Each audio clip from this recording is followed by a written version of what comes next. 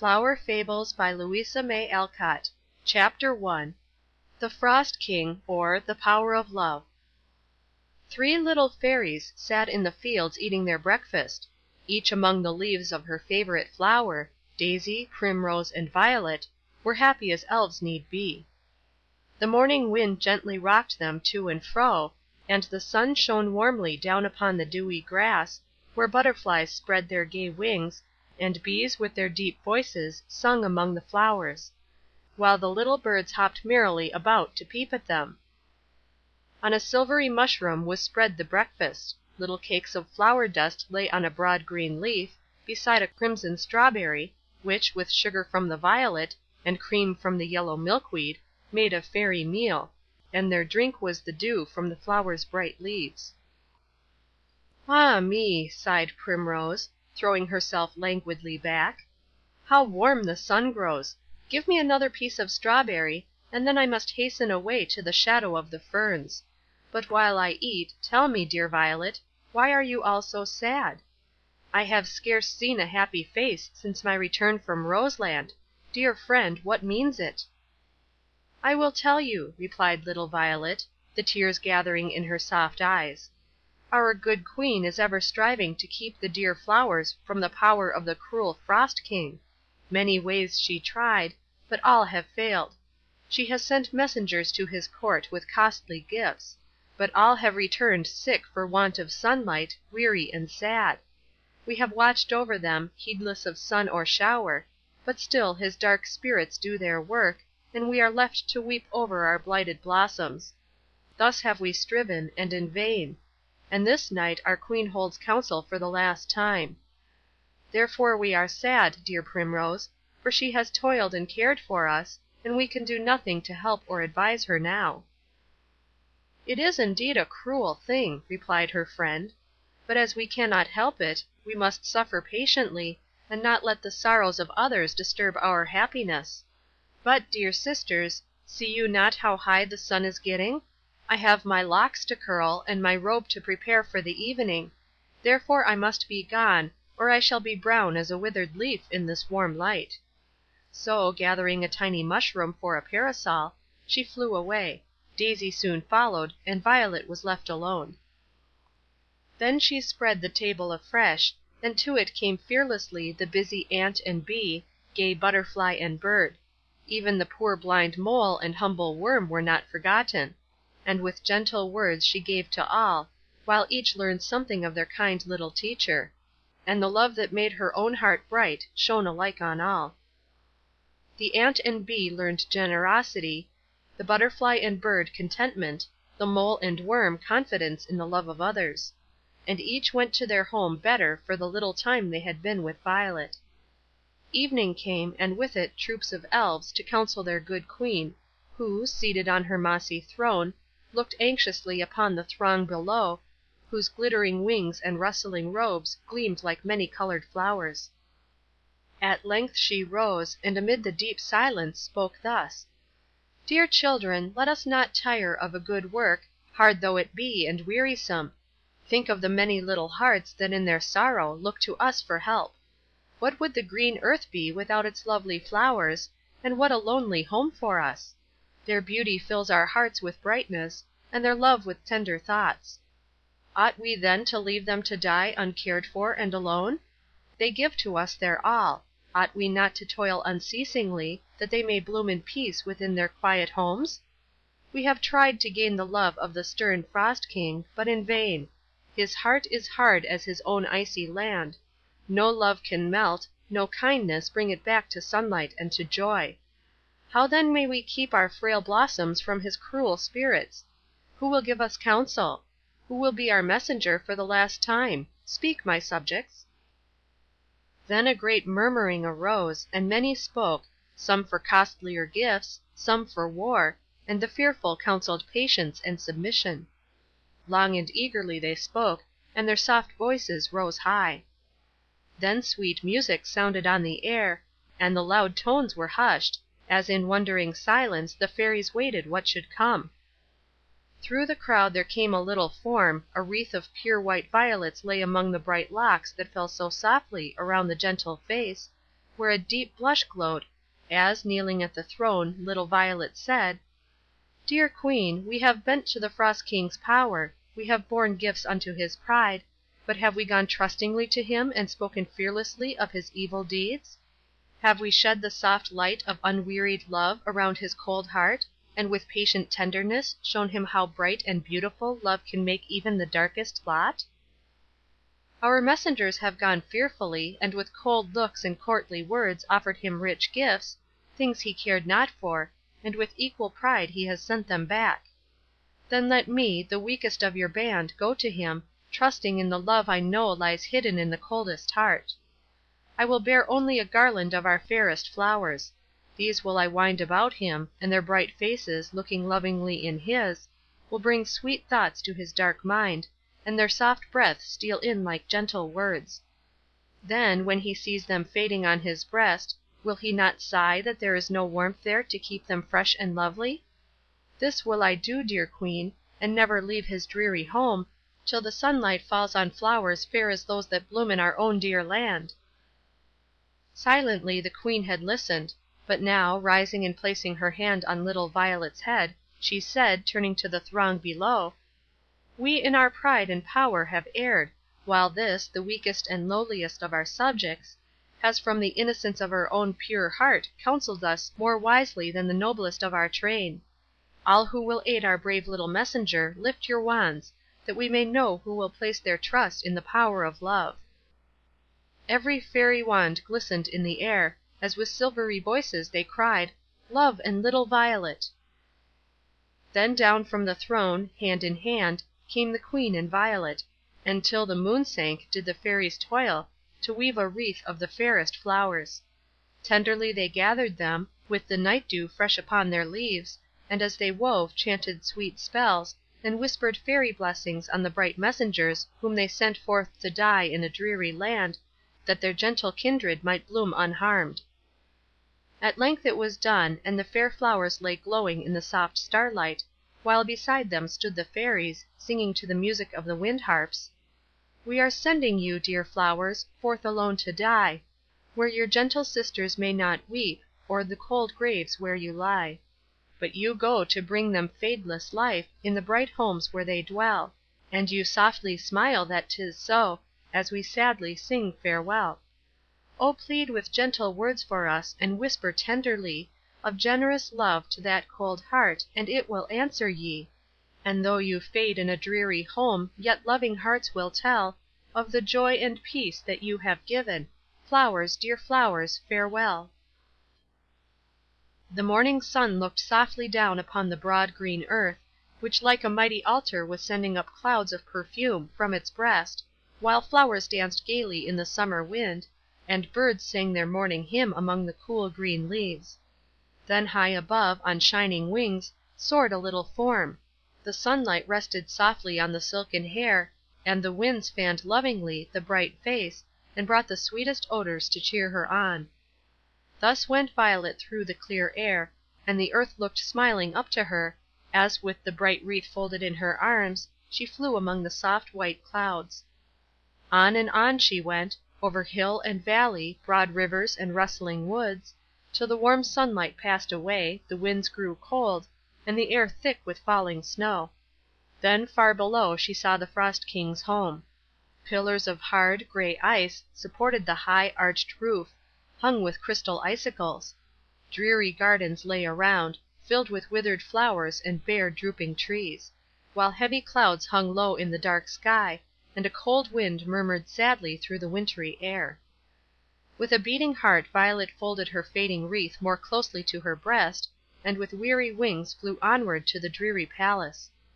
Here, before the closed doors, stood many forms with dark faces and harsh, discordant voices, who sternly asked the shivering little Fairy why she came to them.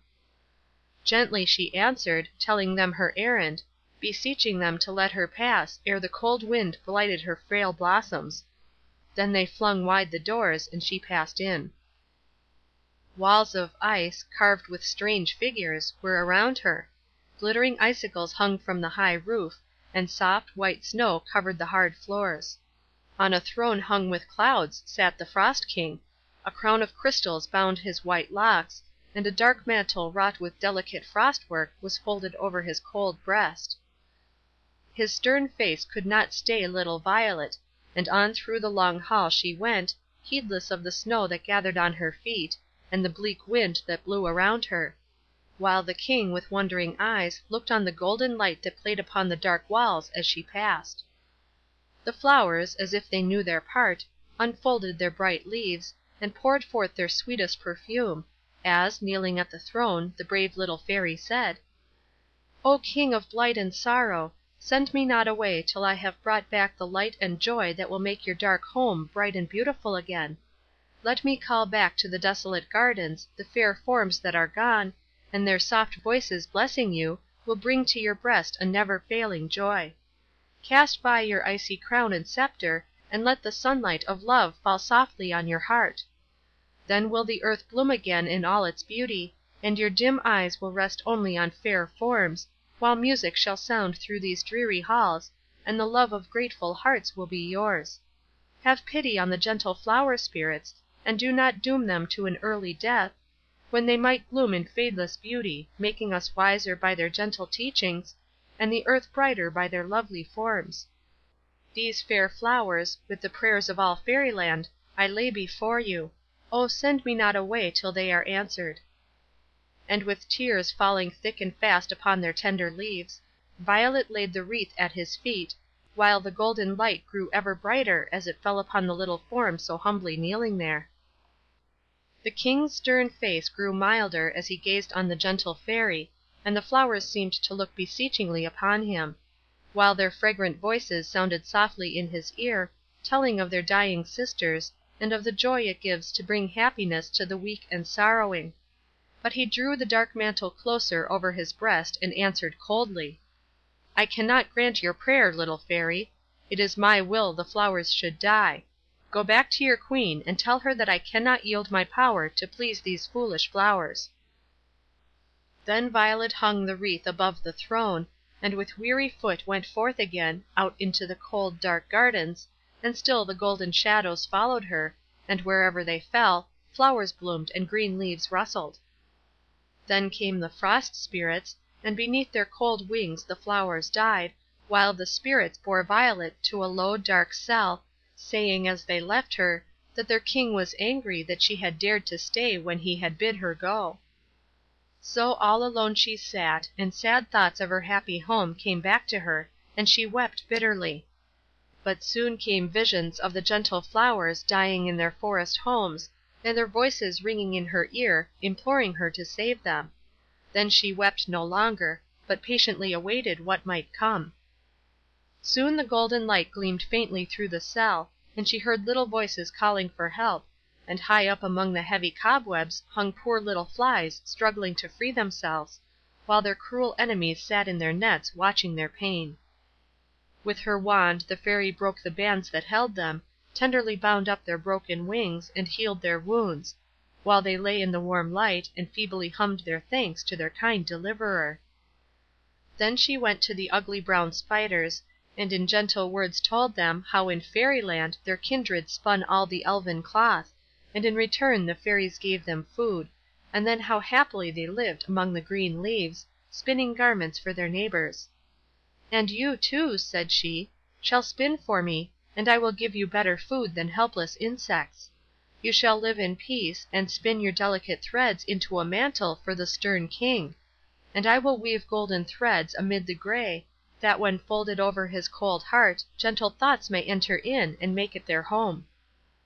And while she gaily sung, the little weavers spun their silken threads, the flies on glittering wings flew lovingly above her head, and over all the golden light shone softly down. When the Frost Spirits told their King, he greatly wondered, and often stole to look at the sunny little room where friends and enemies worked peacefully together. Still the light grew brighter, and floated out into the cold air, where it hung like bright clouds above the dreary gardens, whence all the Spirits' power could not drive it. And green leaves budded on the naked trees, and flowers bloomed; but the Spirits heaped snow upon them, and they bowed their heads and died. At length the mantle was finished, and amid the gray threads shone golden ones, making it bright, and she sent it to the king, entreating him to wear it, for it would bring peace and love to dwell within his breast. But he scornfully threw it aside, and bade his Spirits take her to a colder cell, deep in the earth, and there with harsh words they left her. Still she sang gaily on, and the falling drops kept time so musically, that the king in his cold ice halls wondered at the low sweet sounds that came stealing up to him. Thus Violet dwelt, and each day the golden light grew stronger, and from among the crevices of the rocky walls came troops of little velvet-coated moles, praying that they might listen to the sweet music, and lie in the warm light. "We lead," said they, "a dreary life in the cold earth. The flower roots are dead, and no soft dews descend for us to drink, no little seed or leaf can we find. Ah, good Fairy, let us be your servants. Give us but a few crumbs of your daily bread, and we will do all in our power to serve you." And Violet said yes. So day after day they labored to make a pathway through the frozen earth, that she might reach the roots of the withered flowers, and soon, wherever through the dark galleries she went, the soft light fell upon the roots of flowers, and they with new life spread forth in the warm ground, and forced fresh sap to the blossoms above. Brightly they bloomed and danced in the soft light, and the Frost Spirits tried in vain to harm them, for when they came beneath the bright clouds their power to do evil left them. From his dark castle the king looked out on the happy flowers, who nodded gaily to him, and in sweet colors strove to tell him of the good little spirit who toiled so faithfully below, that they might live. And when he turned from the brightness without, to his stately palace, it seemed so cold and dreary, that he folded Violet's mantle around him, and sat beneath the faded wreath upon his ice-carved throne, wondering at the strange warmth that came from it; till at length he bade his Spirits bring the little Fairy from her dismal prison. Soon they came hastening back, and prayed him to come and see how lovely the dark cell had grown.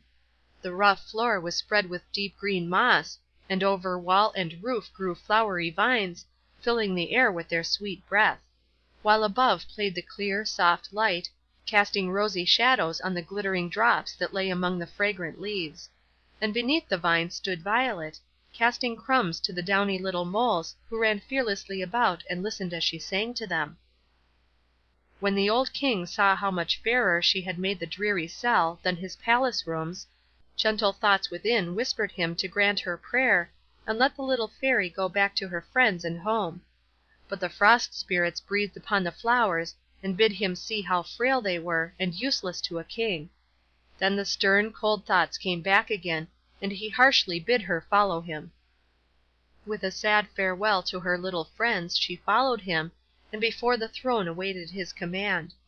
When the king saw how pale and sad the gentle face had grown, how thin her robe, and weak her wings, and yet how lovingly the golden shadows fell around her and brightened as they lay upon the wand, which, guided by patient love, had made his once desolate home so bright, he could not be cruel to the one who had done so much for him, and in kindly tone he said: "Little Fairy, I offer you two things, and you may choose between them.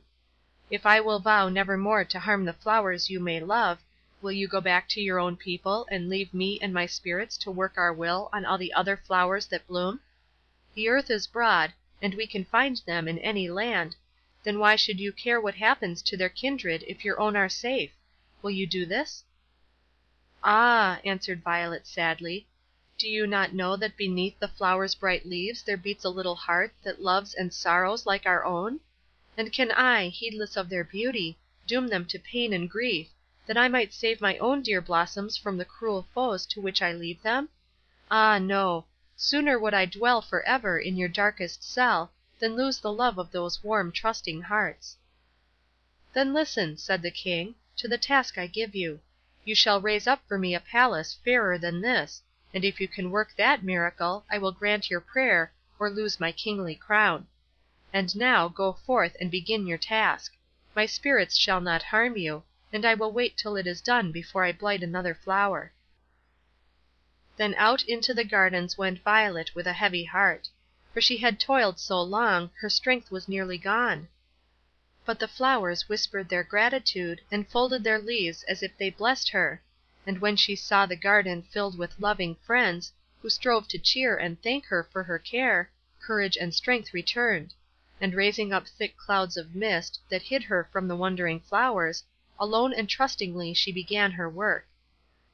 As time went by, the Frost King feared the task had been too hard for the Fairy.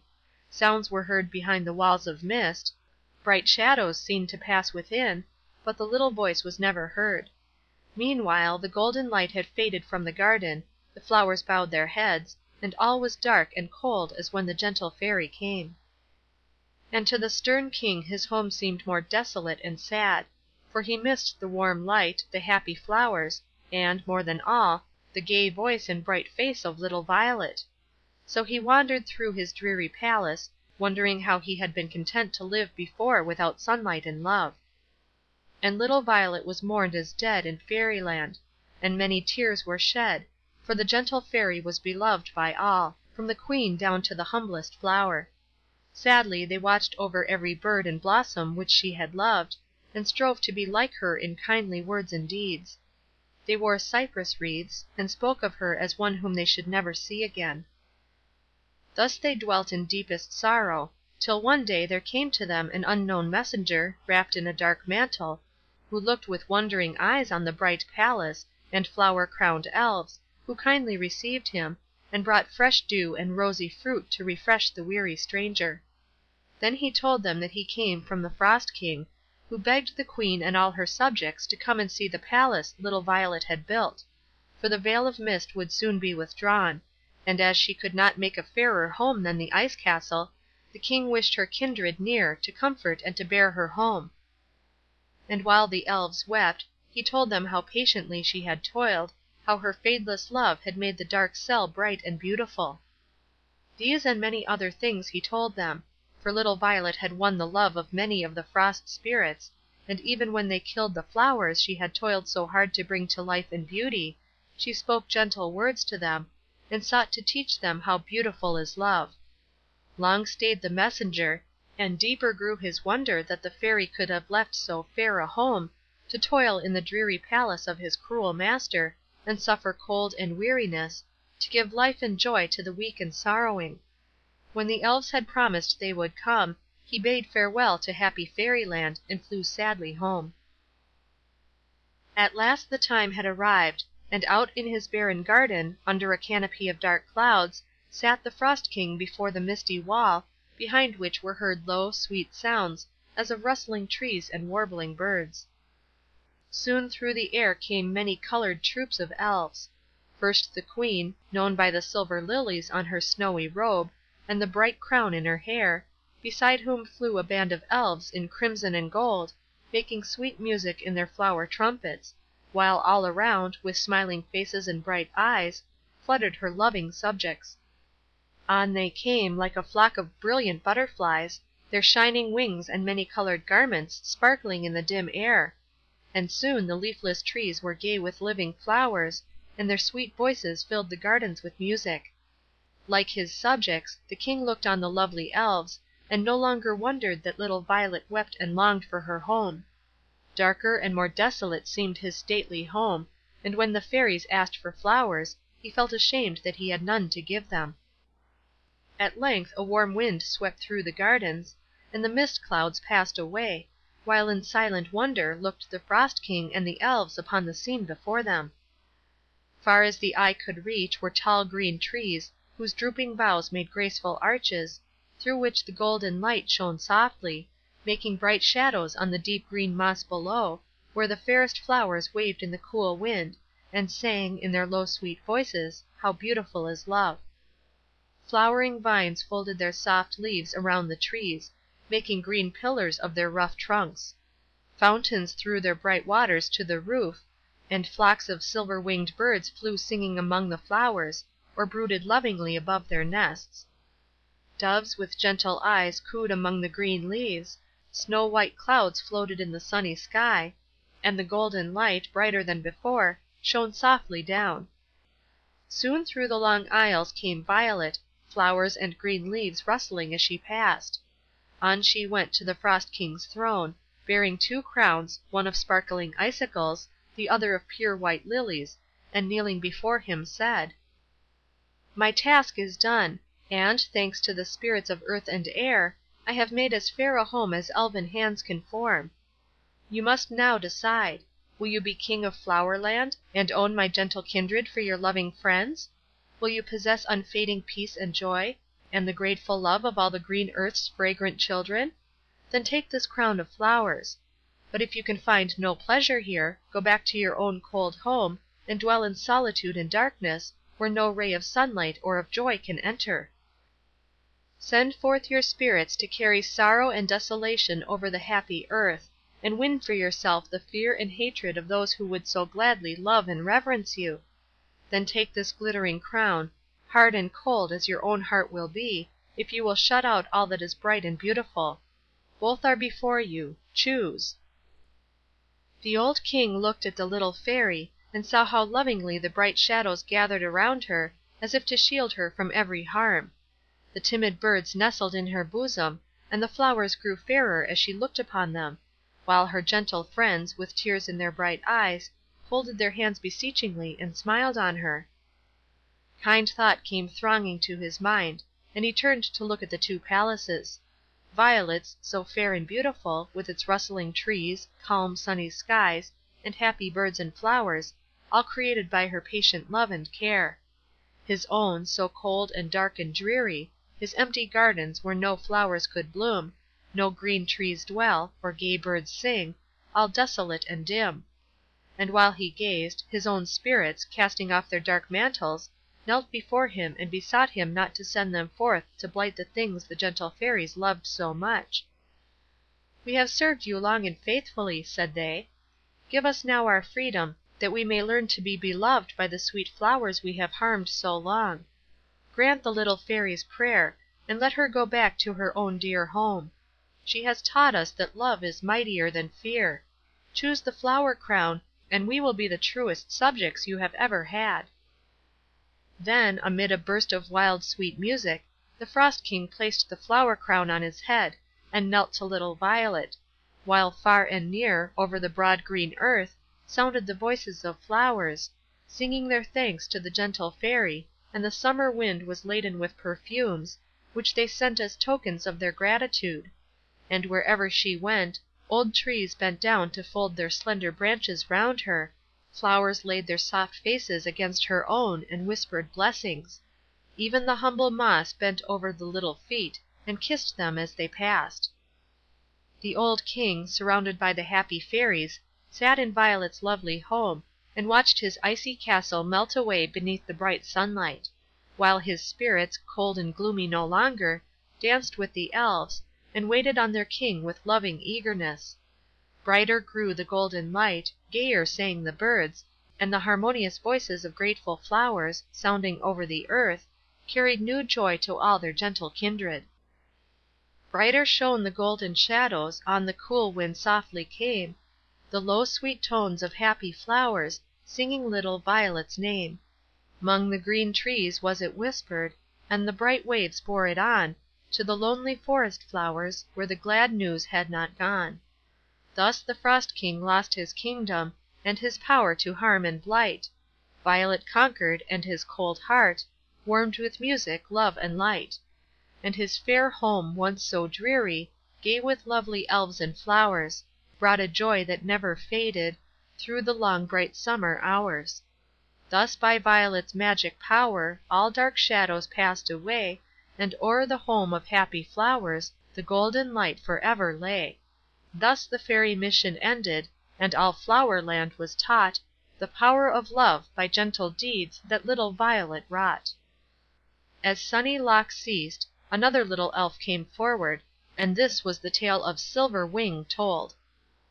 Chapter 2 Eva's Visit to Fairyland.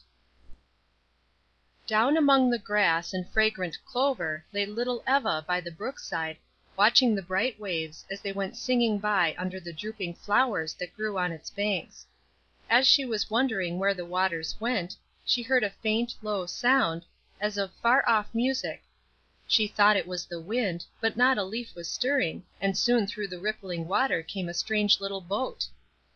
It was a lily of the valley, whose tall stem formed the mast, while the broad leaves that rose from the roots, and drooped again till they reached the water, were filled with gay little Elves, who danced to the music of the silver lily bells above, that rang a merry peal and filled the air with their fragrant breath.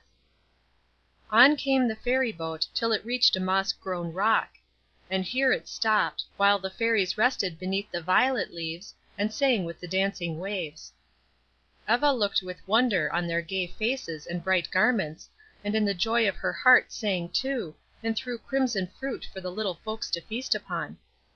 They looked kindly on the child, and after whispering long among themselves, 2 little bright-eyed Elves flew over the shining water, and, lighting on the clover-blossoms, said gently, "Little maiden, many thanks for your kindness, and our Queen bids us ask if you will go with us to Fairyland, and learn what we can teach you."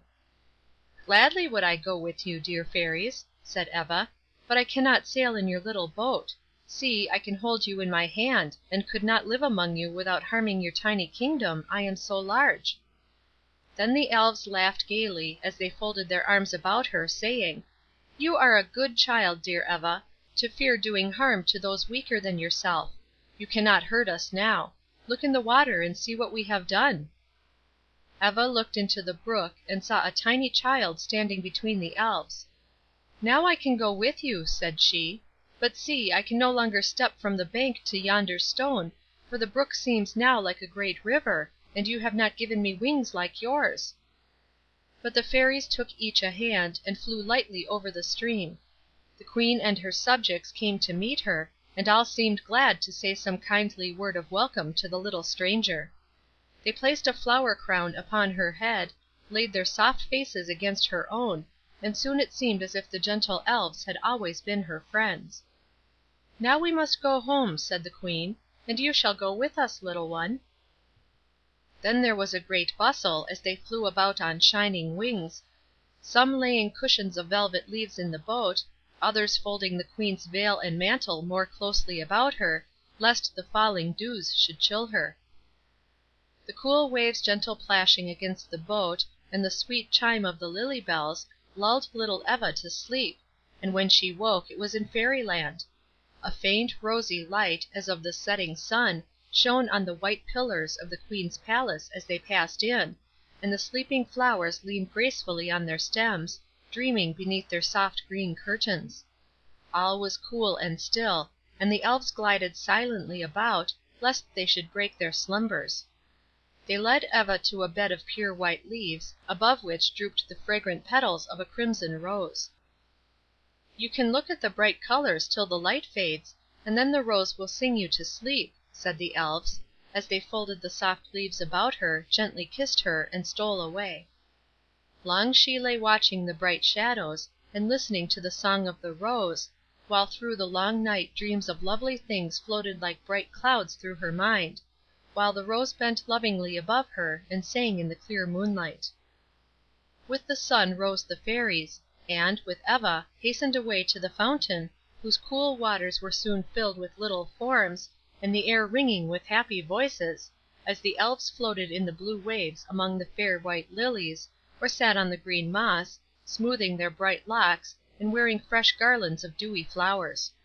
At length the Queen came forth, and her subjects gathered round her, and while the flowers bowed their heads, and the trees hushed their rustling, the Fairies sang their morning hymn to the Father of birds and blossoms, who had made the earth so fair a home for them.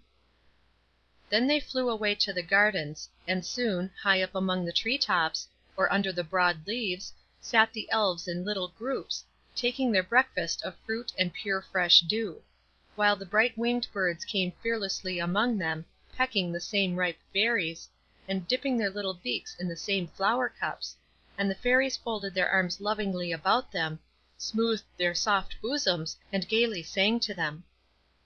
"Now, little Eva," said they, "you will see that Fairies are not idle, wilful spirits as mortals believe. Come, we will show you what we do."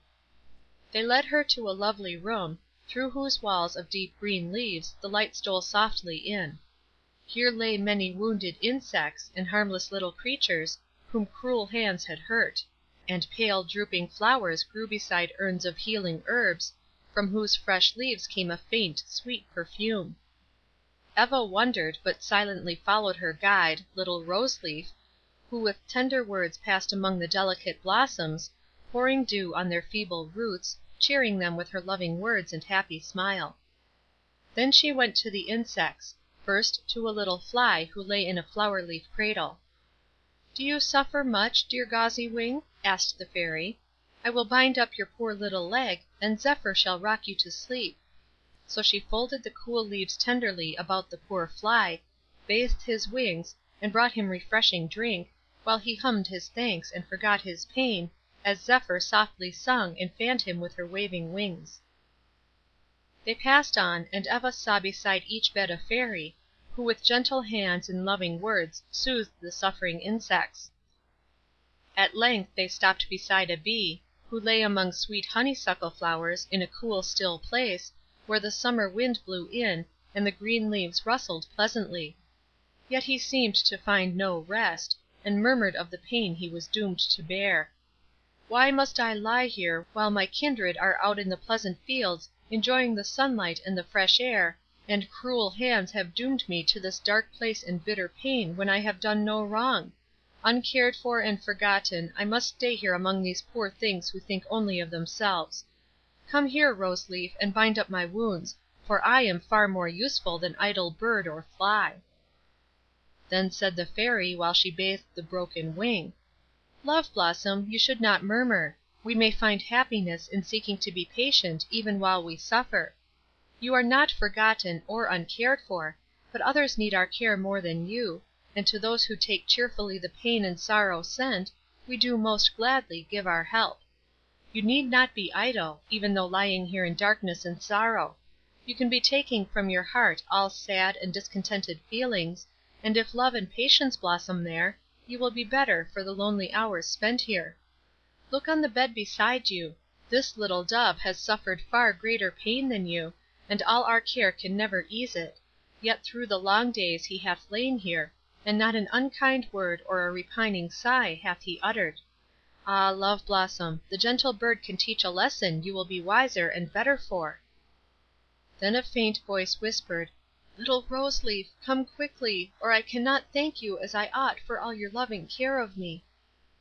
So they passed to the bed beside the discontented bee, and here upon the softest down lay the dove, whose gentle eyes looked gratefully upon the Fairy, as she knelt beside the little couch, smoothed the soft white bosom, folded her arms about it and wept sorrowing tears, while the bird still whispered its gratitude and love. "Dear Fairy, the fairest flowers have cheered me with their sweet breath, fresh dew and fragrant leaves have been ever ready for me, gentle hands to tend, kindly hearts to love, and for this I can only thank you and say farewell." Then the quivering wings were still, and the patient little dove was dead. But the bee murmured no longer, and the dew from the flowers fell like tears around the quiet bed. Sadly Rose Leaf led Eva away, saying, "Lily Bosom shall have a grave tonight beneath our fairest blossoms, and you shall see that gentleness and love are prized far above gold or beauty, here in Fairyland. Come now to the Flower Palace, and see the Fairy Court." Beneath green arches, bright with birds and flowers, beside singing waves, went Eva into a lofty hall. The roof of pure white lilies rested on pillars of green clustering vines, while many colored blossoms threw their bright shadows on the walls, as they danced below in the deep green moss, and their low, sweet voices sounded softly through the sunlit palace, while the rustling leaves kept time. Beside the throne stood Eva, and watched the lovely forms around her, as they stood, each little band in its own color, with glistening wings and flower wands. Suddenly the music grew louder and sweeter, and the Fairies knelt, and bowed their heads, as on through the crowd of loving subjects came the Queen, while the air was filled with gay voices singing to welcome her. She placed the child beside her, saying, "Little Eva, you shall see now how the flowers on your great earth bloom so brightly. A band of loving little gardeners go daily forth from Fairyland, to tend and watch them, that no harm may befall the gentle spirits that dwell beneath their leaves. This is never known, for like all good it is unseen by mortal eyes, and unto only pure hearts like yours do we make known our secret. The humblest flower that grows is visited by our messengers, and often blooms in fragrant beauty unknown, unloved by all save fairy friends, who seek to fill the spirits with all sweet and gentle virtues, that they may not be useless on the earth; for the noblest mortals stoop to learn of flowers. Now, Eglantine, what have you to tell us of your rosy namesakes on the earth?" From a group of Elves, whose rose-wreathed wands showed the flower they love, came one bearing a tiny urn, and, answering the Queen, she said: "Over hill and valley they are blooming fresh and fair as summer sun and dew can make them. No drooping stem or withered leaf tells of any evil thought within their fragrant bosoms, and thus from the fairest of their race have they gathered this sweet dew, as a token of their gratitude to one whose tenderness and care have kept them pure and happy. And this, the loveliest of their sisters, have I brought to place among the fairy flowers that never pass away." Eglantine laid the urn before the Queen, and placed the fragrant rose on the dewy moss beside the throne, while a murmur of approval went through the hall, as each elfin wand waved to the little Fairy who had toiled so well and faithfully, and could bring so fair a gift to their good Queen.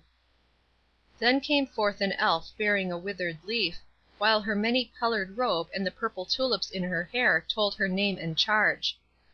"Dear Queen," she sadly said, "I would gladly bring as pleasant tidings as my sister, but alas! my flowers are proud and wilful, and when I went to gather my little gift of colored leaves for royal garments, they bade me bring this withered blossom, and tell you they could serve no longer one who will not make them queen over all the other flowers. They would yield neither dew nor honey, but proudly closed their leaves and bid me go." "Your task has been too hard for you," said the Queen kindly, as she placed the drooping flower in the urn Eglantine had given. "You will see how this dew from a sweet pure heart will give new life and loveliness even to this poor faded one. So can you, dear Rainbow, by loving words and gentle teachings, bring back lost purity and peace to those whom pride and selfishness have blighted. Go once again to the proud flowers, and tell them when they are queen of their own hearts they will ask no fairer kingdom. Watch more tenderly than ever over them, see that they lack neither dew nor air, speak lovingly to them, and let no unkind word or deed of theirs anger you. Let them see by your patient love and care how much fairer they might be, and when next you come you will be laden with gifts from humble, loving flowers."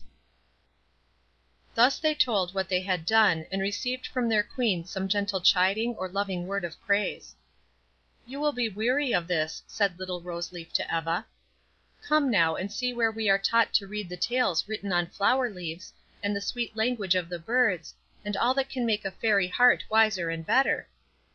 Then into a cheerful place they went, where there were many groups of flowers, among whose leaves sat the child Elves, and learned from their flower books all that fairy hands had written there. Some studied how to watch the tender buds, when to spread them to the sunlight, and when to shelter them from rain; how to guard the ripening seeds, and when to lay them in the warm earth or send them on the summer wind to far off hills and valleys, where other fairy hands would tend and cherish them, till a sisterhood of happy flowers sprang up to beautify and gladden the lonely spot where they had fallen. Others learned to heal the wounded insects, whose frail limbs a breeze could shatter, and who, were it not for fairy hands, would die ere half their happy summer life had gone. Some learned how by pleasant dreams to cheer and comfort mortal hearts, by whispered words of love to save from evil deeds those who had gone astray, to fill young hearts with gentle thoughts and pure affections, that no sin might mar the beauty of the human flower; while others, like mortal children, learned the fairy alphabet. Thus the Elves made loving friends by care and love, and no evil thing could harm them, for those they helped to cherish and protect ever watched to shield and save them. Eva nodded to the gay little ones, as they peeped from among the leaves at the stranger, and then she listened to the fairy lessons. Several tiny Elves stood on a broad leaf while the teacher sat among the petals of a flower that bent beside them, and asked questions that none but fairies would care to know. "Twinkle, if there lay 9 seeds within a flower cup, and the wind bore 5 away, how many would the blossom have?" "4," replied the little one. "Rosebud, If a cowslip opens 3 leaves in one day, and 4 the next, how many rosy leaves will there be when the whole flower has bloomed?" "7," sang the gay little Elf. "Harebell, if a silkworm spin 1 yard of fairy cloth in an hour, how many will it spin in a day?" "12," said the Fairy child. "Primrose, where lies Violet Island?" "In the Lake of Ripples." "Lilla, you may bound Roseland." "On the north by Ferndale, south by Sunny Wave River, east by the hill of Morning Clouds, and west by the Evening Star." "Now, little ones," said the teacher, "you may go to your painting, that our visitor may see how we repair the flowers that earthly hands have injured." Then Eva saw how, on large white leaves, the Fairies learned to imitate the lovely colors, and with tiny brushes to brighten the blush on the anemone's cheek, to deepen the blue of the violet's eye, and add new light to the golden cowslip. "You have stayed long enough," said the Elves at length. "We have many things to show you. Come now and see what is our dearest work." So Eva said farewell to the Child Elves, and hastened with little Rose Leaf to the gates. Here she saw many bands of Fairies, folded in dark mantles that mortals might not know them, who, with the child among them, flew away over hill and valley. Some went to the cottages amid the hills, some to the seaside to watch above the humble fisher folks, but little Rose Leaf and many others went into the noisy city. Eva wondered within herself what good the tiny Elves could do in this great place; but she soon learned, for the Fairy band went among the poor and friendless, bringing pleasant dreams to the sick and old, sweet, tender thoughts of love and gentleness to the young, strength to the weak, and patient cheerfulness to the poor and lonely. Then the child wondered no longer, but deeper grew her love for the tender hearted Elves, who left their happy home to cheer and comfort those who never knew what hands had clothed and fed them, what hearts had given of their own joy, and brought such happiness to theirs. Long they stayed, and many a lesson little Eva learned. But when she begged them to go back, they still led her on, saying, "Our work is not yet done. Shall we leave so many sad hearts when we may cheer them, so many dark homes that we may brighten? We must stay yet longer, little Eva, and you may learn yet more." Then they went into a dark and lonely room, and here they found a pale, sad eyed child, who wept bitter tears over a faded flower. "Ah," sighed the little one, "it was my only friend, and I cherished it with all my lone heart's love. 'Twas all that made my sad life happy, and it is gone." Tenderly the child fastened the drooping stem, and placed it where the one faint ray of sunlight stole into the dreary room. "Do you see," said the Elves, "through this simple flower will we keep the child pure and stainless amid the sin and sorrow around her. The love of this shall lead her on through temptation and through grief, and she shall be a spirit of joy and consolation to the sinful and the sorrowing." And with busy love toiled the Elves amid the withered leaves, and new strength was given to the flower, while, as day by day the friendless child watered the growing buds, deeper grew her love for the unseen friends who had given her one thing to cherish in her lonely home. Sweet, gentle thoughts filled her heart as she bent above it, and the blossom's fragrant breath was to her a whispered voice of all fair and lovely things. And as the flower taught her, so she taught others. The loving Elves brought her sweet dreams by night, and happy thoughts by day, and as she grew in childlike beauty, pure and patient amid poverty and sorrow, the sinful were rebuked, sorrowing hearts grew light, and the weak and selfish forgot their idle fears, when they saw her trustingly live on with none to aid or comfort her. The love she bore the tender flower kept her own heart innocent and bright, and the pure human flower was a lesson to those who looked upon it. And soon the gloomy house was bright with happy hearts, that learned of the gentle child to bear poverty and grief as she had done, to forgive those who brought care and wrong to them, and to seek for happiness in humble deeds of charity and love. "Our work is done," whispered the Elves, and with blessings on the 2 fair flowers, they flew away to other homes; to a blind old man who dwelt alone with none to love him, till through long years of darkness and of silent sorrow the heart within had grown dim and cold. No sunlight could enter at the darkened eyes, and none were near to whisper gentle words to cheer and comfort. Thus he dwelt forgotten and alone, seeking to give no joy to others, possessing none himself. life was dark and sad till the untiring Elves came to his dreary home, bringing sunlight and love. They whispered sweet words of comfort; how, if the darkened eyes could find no light without, within there might be never failing happiness; gentle feelings and sweet loving thoughts could make the heart fair, if the gloomy selfish sorrow were but cast away, and all would be bright and beautiful. They brought light hearted children, who gathered round him, making the desolate home fair with their young faces, and his sad heart gay with their sweet childish voices. The love they bore he could not cast away, sunlight stole in, the dark thoughts passed away, and the earth was a pleasant home to him. Thus their little hands led him back to peace and happiness, flowers bloomed beside his door, and their fragrant breath brought happy thoughts of pleasant valleys and green hills. Birds sang to him, and their sweet voices woke the music in his own soul, that never failed to calm and comfort. Happy sounds were heard in his once lonely home, and bright faces gathered round his knee, and listened tenderly while he strove to tell them all the good that gentleness and love had done for him. Still the Elves watched near, and brighter grew the heart as kindly thoughts and tender feelings entered in, and made it their home; and when the old man fell asleep, above his grave little feet trod lightly, and loving hands laid fragrant flowers. Then went the Elves into the dreary prison houses, where sad hearts pined in lonely sorrow for the joy and freedom they had lost. To those came the loving band with tender words, telling of the peace they yet might win by patient striving and repentant tears, thus waking in their bosoms all the holy feelings and sweet affections that had slept so long. They told pleasant tales, and sang their sweetest songs to cheer and gladden, while the dim cells grew bright with the sunlight and fragrant with the flowers the loving Elves had brought, and by their gentle teachings those sad, despairing hearts were filled with patient hope, and earnest longing to win back their lost innocence and joy. Thus to all who needed help or comfort went the faithful Fairies, and when at length they turned towards Fairyland, many were the grateful, happy hearts they left behind. Then through the summer sky, above the blossoming earth, they journeyed home, happier for the joy they had given, wiser for the good they had done. All Fairyland was dressed in flowers, and the soft wind went singing by, laden with their fragrant breath.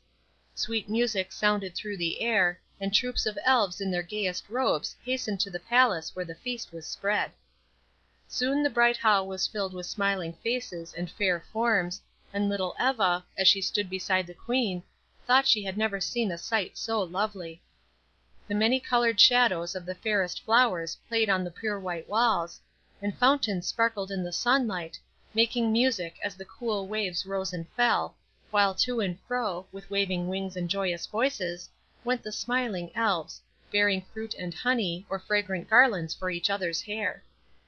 Long they feasted, gayly they sang, and Eva, dancing merrily among them, longed to be an Elf that she might dwell forever in so fair a home. At length the music ceased, and the Queen said, as she laid her hand on little Eva's shining hair: "Dear child, to-morrow we must bear you home, for, much as we long to keep you, it were wrong to bring such sorrow to your loving earthly friends.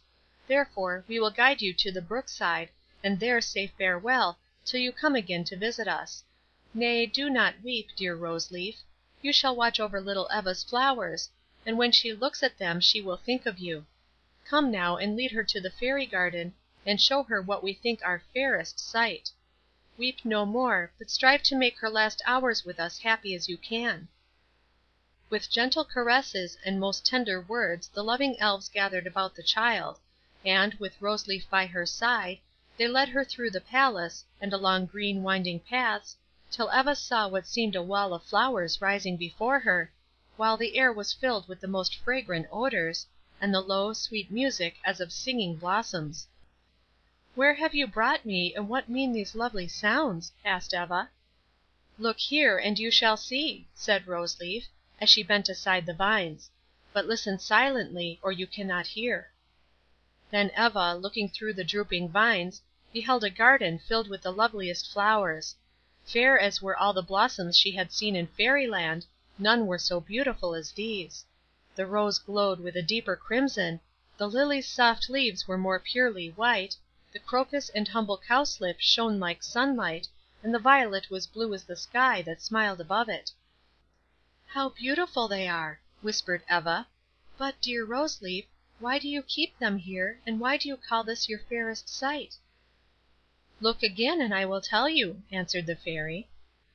Eva looked, and saw from every flower a tiny form come forth to welcome the Elves, who all, save Rose Leaf, had flown above the wall, and were now scattering dew upon the flowers' bright leaves, and talking gaily with the Spirits, who gathered round them, and seemed full of joy that they had come. The child saw that each one wore the colors of the flower that was its home. Delicate and graceful were the little forms, bright the silken hair that fell about each lovely face, and Eva heard the low, sweet murmur of their silvery voices, and the rustle of their wings. She gazed in silent wonder, forgetting she knew not who they were, till the Fairy said: "These are the Spirits of the flowers, and this the Fairy home where those whose hearts are pure and loving on the earth come to bloom in fadeless beauty here, when their earthly life is past. The humblest flower that blooms has a home with us, for outward beauty is a worthless thing if all be not fair and sweet within. Do you see yonder lovely Spirit singing with my sister Moonlight? A Clover-Blossom was her home, and she dwelt unknown, unloved; yet patient and content, bearing cheerfully the sorrows sent her. We watched and saw how fair and sweet the humble flower grew, and then gladly bore her here, to blossom with the lily and the rose. The flowers' lives are often short, for cruel hands destroy them; therefore it is our greatest joy to bring them hither, where no careless foot nor wintry wind can harm them, where they bloom in quiet beauty, repaying our care by their love and sweetest perfumes."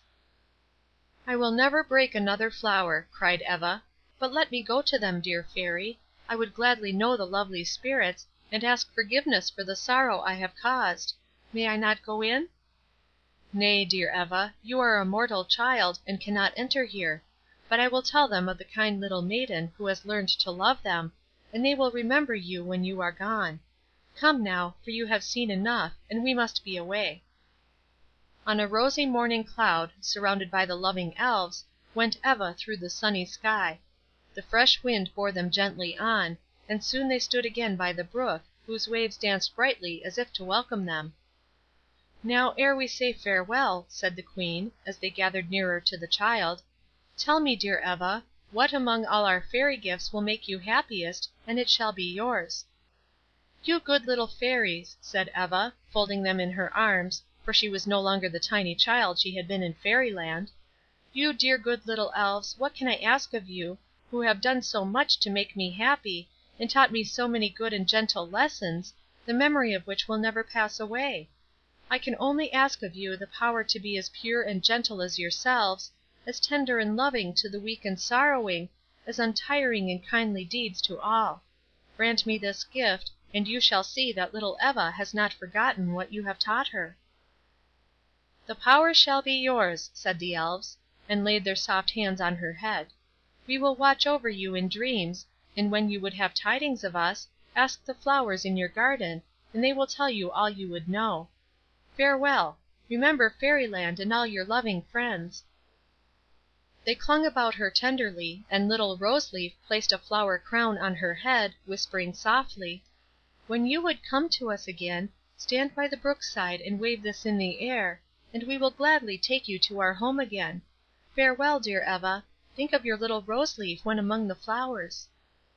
Long Eva watched their shining wings, and listened to the music of their voices as they flew singing home, and when at length the last little form had vanished among the clouds, she saw that all around her where the Elves had been, the fairest flowers had sprung up, and the lonely brookside was a blooming garden. Thus she stood among the waving blossoms, with the fairy garland in her hair, and happy feelings in her heart, better and wiser for her visit to Fairyland. "Now, Star Twinkle, what have you to teach?" asked the Queen. "Nothing but a little song I heard the harebell singing," replied the Fairy, and, taking her harp, sang, in a low sweet voice,— THE FLOWER's LESSON. There grew a fragrant rose tree where the brook flows, with 2 little tender buds, and 1 full rose. When the sun went down to his bed in the west, the little buds leaned on the rose mother's breast, while the bright-eyed stars their long watch kept, and the flowers of the valley in their green cradles slept. Then silently in odors they communed with each other, the two little buds on the bosom of their mother. "O sister," said the little one as she gazed at the sky, "I wish that the dew elves, as they wander lightly by, would bring me a star, for they never grow dim, and the Father does not need them to burn round Him. The shining drops of dew the elves bring each day, and place in my bosom, so soon pass away. But a star would glitter brightly through the long summer hours, and I should be fairer than all my sister flowers. That were better far than the dewdrops that fall on the high and the low, and come alike to all. I would be fair and stately, with a bright star to shine, and give a queenly air to this crimson robe of mine. And proudly she cried, 'These fireflies shall be my jewels, since the stars can never come to me.' Just then a tiny dewdrop that hung o'er the dell, on the breast of the bud, like a soft star, fell. But impatiently she flung it away from her leaf, and it fell on her mother like a tear of grief, while she folded to her breast with wilful pride a glittering firefly that hung by her side. 'Heed,' said the mother rose, 'daughter mine, why shouldst thou seek for beauty not thine? The Father hath made thee what thou now art, and what He most loveth is a sweet, pure heart. Then why dost thou take with such discontent the loving gift which He to thee hath sent? For the cool, fresh dew will render thee far more lovely and sweet than the brightest star. They were made for heaven, and can never come to shine like the firefly thou hast in that foolish breast of thine. O my foolish little bud, do listen to thy mother. Care only for true beauty, and seek for no other. There will be grief and trouble in that wilful little heart. Unfold thy leaves, my daughter, and let the fly depart." But the proud little bud would have her own will, and folded the firefly more closely still, till the struggling insect tore open the vest of purple and green that covered her breast. When the sun came up, she saw with grief the blooming of her sister bud, leaf by leaf, while she, once as fair and bright as the rest, hung her weary head down on her wounded breast. Bright grew the sunshine, and the soft summer air was filled with the music of flowers singing there. But faint grew the little bud with thirst and pain, and longed for the cool dew, but now 'twas in vain. Then bitterly she wept for her folly and pride, as drooping she stood by her fair sister's side. Then the rose mother leaned the weary little head on her bosom to rest, and tenderly she said, "Thou hast learned, my little bud, that, whatever may betide, thou canst win thyself no joy by passion or by pride. The loving Father sends the sunshine and the shower, that thou mayst become a perfect little flower, the sweet dews to feed thee, the soft wind to cheer, and the earth as a pleasant home while thou art dwelling here. Then shouldst thou not be grateful for all this kindly care, and strive to keep thyself most innocent and fair. Then seek, my little blossom, to win humility. Be fair without, be pure within, and thou wilt happy be. So when the quiet autumn of thy fragrant life shall come, thou mayest pass away, to bloom in the flower spirit's home." Then from the mother's breast, where it still lay hid, into the fading bud the dewdrop gently slid. Stronger grew the little form, and happy tears fell, as the dew did its silent work, and the bud grew well, while the gentle rose leaned with motherly pride o'er the fair little ones that bloomed at her side. Night came again, and the fireflies flew, but the bud let them pass, and drank of the dew, while the soft stars shone from the still summer heaven on the happy little flower that had learned the lesson given. The music-loving elves clapped their hands as Star Twinkle ceased, and the Queen placed a flower crown with a gentle smile upon the fairy's head, saying, "The little bud's lesson shall teach us how sad a thing is pride, and that humility alone can bring true happiness to flower and fairy. You shall come next, Zephyr." And the little fairy, who lay rocking to and fro upon a fluttering vine leaf, thus began her story. As I lay resting in the bosom of a cowslip that bent above the brook, a little wind, tired of play, told me this tale of Chapter 4 Lily Bell and Thistledown. Once upon a time, two little fairies went out into the world to seek their fortune. Thistledown was as gay and gallant a little elf as ever spread a wing. His purple mantle and doublet of green were embroidered with the brightest threads, and the plume in his cap came always from the wing of the gayest butterfly. But he was not loved in fairyland, for, like the flower whose name and colors he wore, though fair to look upon, many were the little thorns of cruelty and selfishness that lay concealed by his gay mantle. Many a gentle flower and harmless bird died by his hand, for he cared for himself alone, and whatever gave him pleasure must be his, though happy hearts were rendered sad, and peaceful homes destroyed.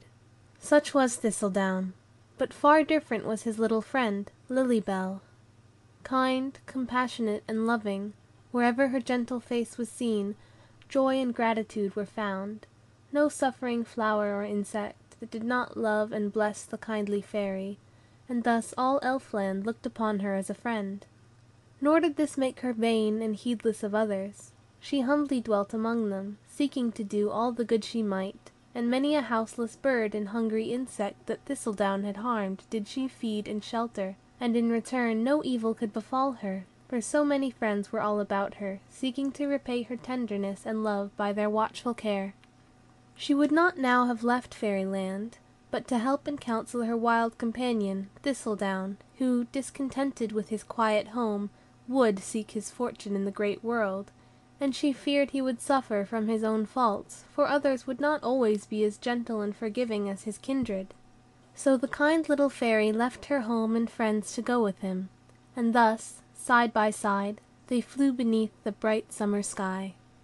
On and on, over hill and valley they went, chasing the gay butterflies or listening to the bees, and as they flew from flower to flower like busy little housewives, singing as they worked, till at last they reached a pleasant garden, filled with flowers and green old trees. "See," cried Thistledown, "what a lovely home is here!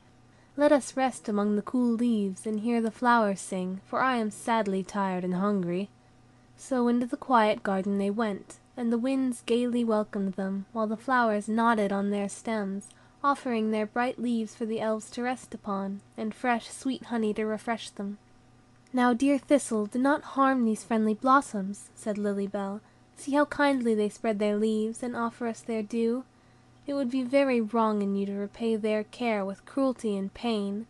You will be tender for my sake, dear Thistle." Then she went among the flowers, and they bent lovingly before her, and laid their soft leaves against her little face, that she might see how glad they were to welcome one so good and gentle, and kindly offered their dew and honey to the weary little fairy, who sat among their fragrant petals and looked smilingly on the happy blossoms, who, with their soft, low voices, sang her to sleep. While Lily Bell lay dreaming among the rose leaves, Thistledown went wandering through the garden. First he robbed the bees of their honey, and rudely shook the little flowers that he might get the dew they had gathered to bathe their buds in. Then he chased the bright winged flies, and wounded them with the sharp thorn he carried for a sword. He broke the spiders' shining webs, lamed the birds, and soon wherever he passed lay wounded insects and drooping flowers, while the winds carried the tidings over the garden, and bird and blossom looked upon him as an evil spirit, and fled away or closed their leaves, lest he should harm them. Thus he went, leaving sorrow and pain behind him, till he came to the roses where Lily Bell lay sleeping. There, weary of his cruel sport, he stayed to rest beneath a graceful rose tree, where grew one blooming flower and one tiny bud. "Why are you so slow in blooming, little one? You are too old to be rocked in your green cradle longer, and should be out amongst your sister flowers," said Thistle, as he lay idly in the shadow of the tree. "My little bud is not yet strong enough to venture forth," replied the rose, as she bent fondly over it. "The sunlight and the rain would blight her tender form were she to blossom now, but soon she will be fit to bear them. Till then she is content to rest beside her mother, and to wait." "You silly flower," said Thistledown, "see how quickly I will make you bloom. Your waiting is all useless." And speaking thus, he pulled rudely apart the folded leaves, and laid them open to the sun and air, while the rose mother implored the cruel fairy to leave her little bud untouched.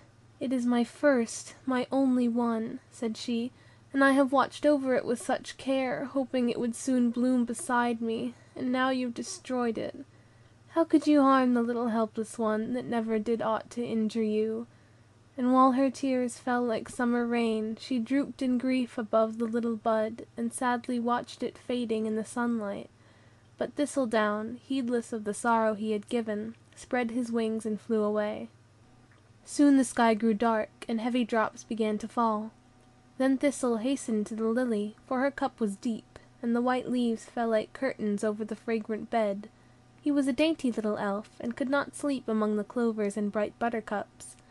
But when he asked the flower to unfold her leaves and take him in, she turned her pale, soft face away, and answered sadly, "I must shield my little drooping sisters whom you have harmed, and cannot let you in." Then Thistledown was very angry, and turned to find shelter among the stately roses, but they showed their sharp thorns, and while their rosy faces glowed with anger, told him to be gone, or they would repay him for the wrong he had done to their gentle kindred. He would have stayed to harm them, but the rain fell fast, and he hurried away, saying, "The tulips will take me in, for I have praised their beauty, and they are vain and foolish flowers." But when he came, all wet and cold, praying for shelter among their thick leaves, they only laughed and said scornfully, "We know you, and will not let you in, for you are false and cruel, and will only bring us sorrow. You need not come to us for another mantle, when the rain has spoilt your fine one, and do not stay here, or we will do you harm." Then they waved their broad leaves stormily, and scattered the heavy drops on his dripping garments. "Now I must go to the humble daisies and blue violets," said Thistle. "They will be glad to let in so fine a fairy, and I shall die in this cold wind and rain." So away he flew, as fast as his heavy wings would bear him, to the daisies, but they nodded their heads wisely, and closed their leaves yet closer, saying sharply, "Go away with yourself, and do not imagine we will open our leaves to you, and spoil our seeds by letting in the rain. It serves you rightly, to gain our love and confidence, and repay it by such cruelty. You will find no shelter here for one whose careless hand wounded our little friend Violet, and broke the truest heart that ever beat in a flower's breast. We are very angry with you, wicked fairy. Go away and hide yourself." "Ah," cried the shivering elf, "where can I find shelter? I will go to the violets. They will forgive and take me in." But the daisies had spoken truly. The gentle little flower was dead, and her blue-eyed sisters were weeping bitterly over her faded leaves. "Now I have no friends," sighed poor Thistledown, "and must die of cold. Ah, if I had but minded Lily Bell, I might now be dreaming beneath some flower's leaves." "Others can forgive and love, beside Lily Bell and Violet," said a faint, sweet voice. "I have no little bud to shelter now, and you can enter here." It was the rose mother that spoke, and Thistle saw how pale the bright leaves had grown, and how the slender stem was bowed. Grieved, ashamed, and wondering at the flower's forgiving words, he laid his weary head on the bosom he had filled with sorrow, and the fragrant leaves were folded carefully about him. But he could find no rest. The rose strove to comfort him, But when she fancied he was sleeping, thoughts of her lost buds stole in, and the little heart beat so sadly where he lay that no sleep came, while the bitter tears he had caused to flow fell more coldly on him than the rain without. Then he heard the other flowers whispering among themselves of his cruelty, and the sorrow he had brought to their happy home, and many wondered how the rose, who had suffered most, could yet forgive and shelter him. "Never could I forgive one who had robbed me of my children. I could bow my head and die, but could give no happiness to one who had taken all my own," said Hyacinth, bending fondly over the little ones that blossomed by her side. "Dear Violet is not the only one who will leave us," sobbed little Mignonette. "The rose mother will fade like her little bud, and we shall lose our gentlest teacher. Her last lesson is forgiveness. Let us all show our love for her, and the gentle stranger Lily Bell, by allowing no unkind word or thought of him who has brought us all this grief." The angry words were hushed, and through the long night nothing was heard but the dropping of the rain and the low sigh of the rose. Soon the sunlight came again, and with it Lily Bell seeking for Thistledown, but he was ashamed and stole away. When the flowers told their sorrow to kind-hearted Lily Bell, she wept bitterly at the pain her friend had given, and with loving words strove to comfort those whom he had grieved. With gentle care she healed the wounded birds, and watched above the flowers he had harmed, bringing each day dew and sunlight to refresh and strengthen, till all were well again, and though sorrowing for her dead friends, still they forgave Thistle for the sake of her who had done so much for them. Thus, ere long, buds fairer than that she had lost lay upon Rose Mother's breast, and for all she had suffered she was well repaid by the love of Lily Bell and her sister flowers. And when bird, bee, and blossom were strong and fair again, the gentle fairy said farewell, and flew away to seek her friend, leaving behind many grateful hearts, who owed their joy and life to her. Meanwhile, over hill and dale went Thistledown, and for a time was kind and gentle to every living thing. He missed sadly the little friend who had left her happy home to watch over him, but he was too proud to own his fault, and so went on, hoping she would find him. One day he fell asleep, and when he woke the sun had set, and the dew began to fall. The flower cups were closed, and he had nowhere to go, till a friendly little bee, belated by his heavy load of honey, bid the weary fairy come with him. "Help me to bear my honey home, and you can stay with us tonight," he kindly said. So Thistle gladly went with him, and soon they came to a pleasant garden, where among the fairest flowers stood the hive, covered with vines and overhung with blossoming trees. Glowworms stood at the door to light them home, and as they passed in, the fairy thought how charming it must be to dwell in such a lovely place.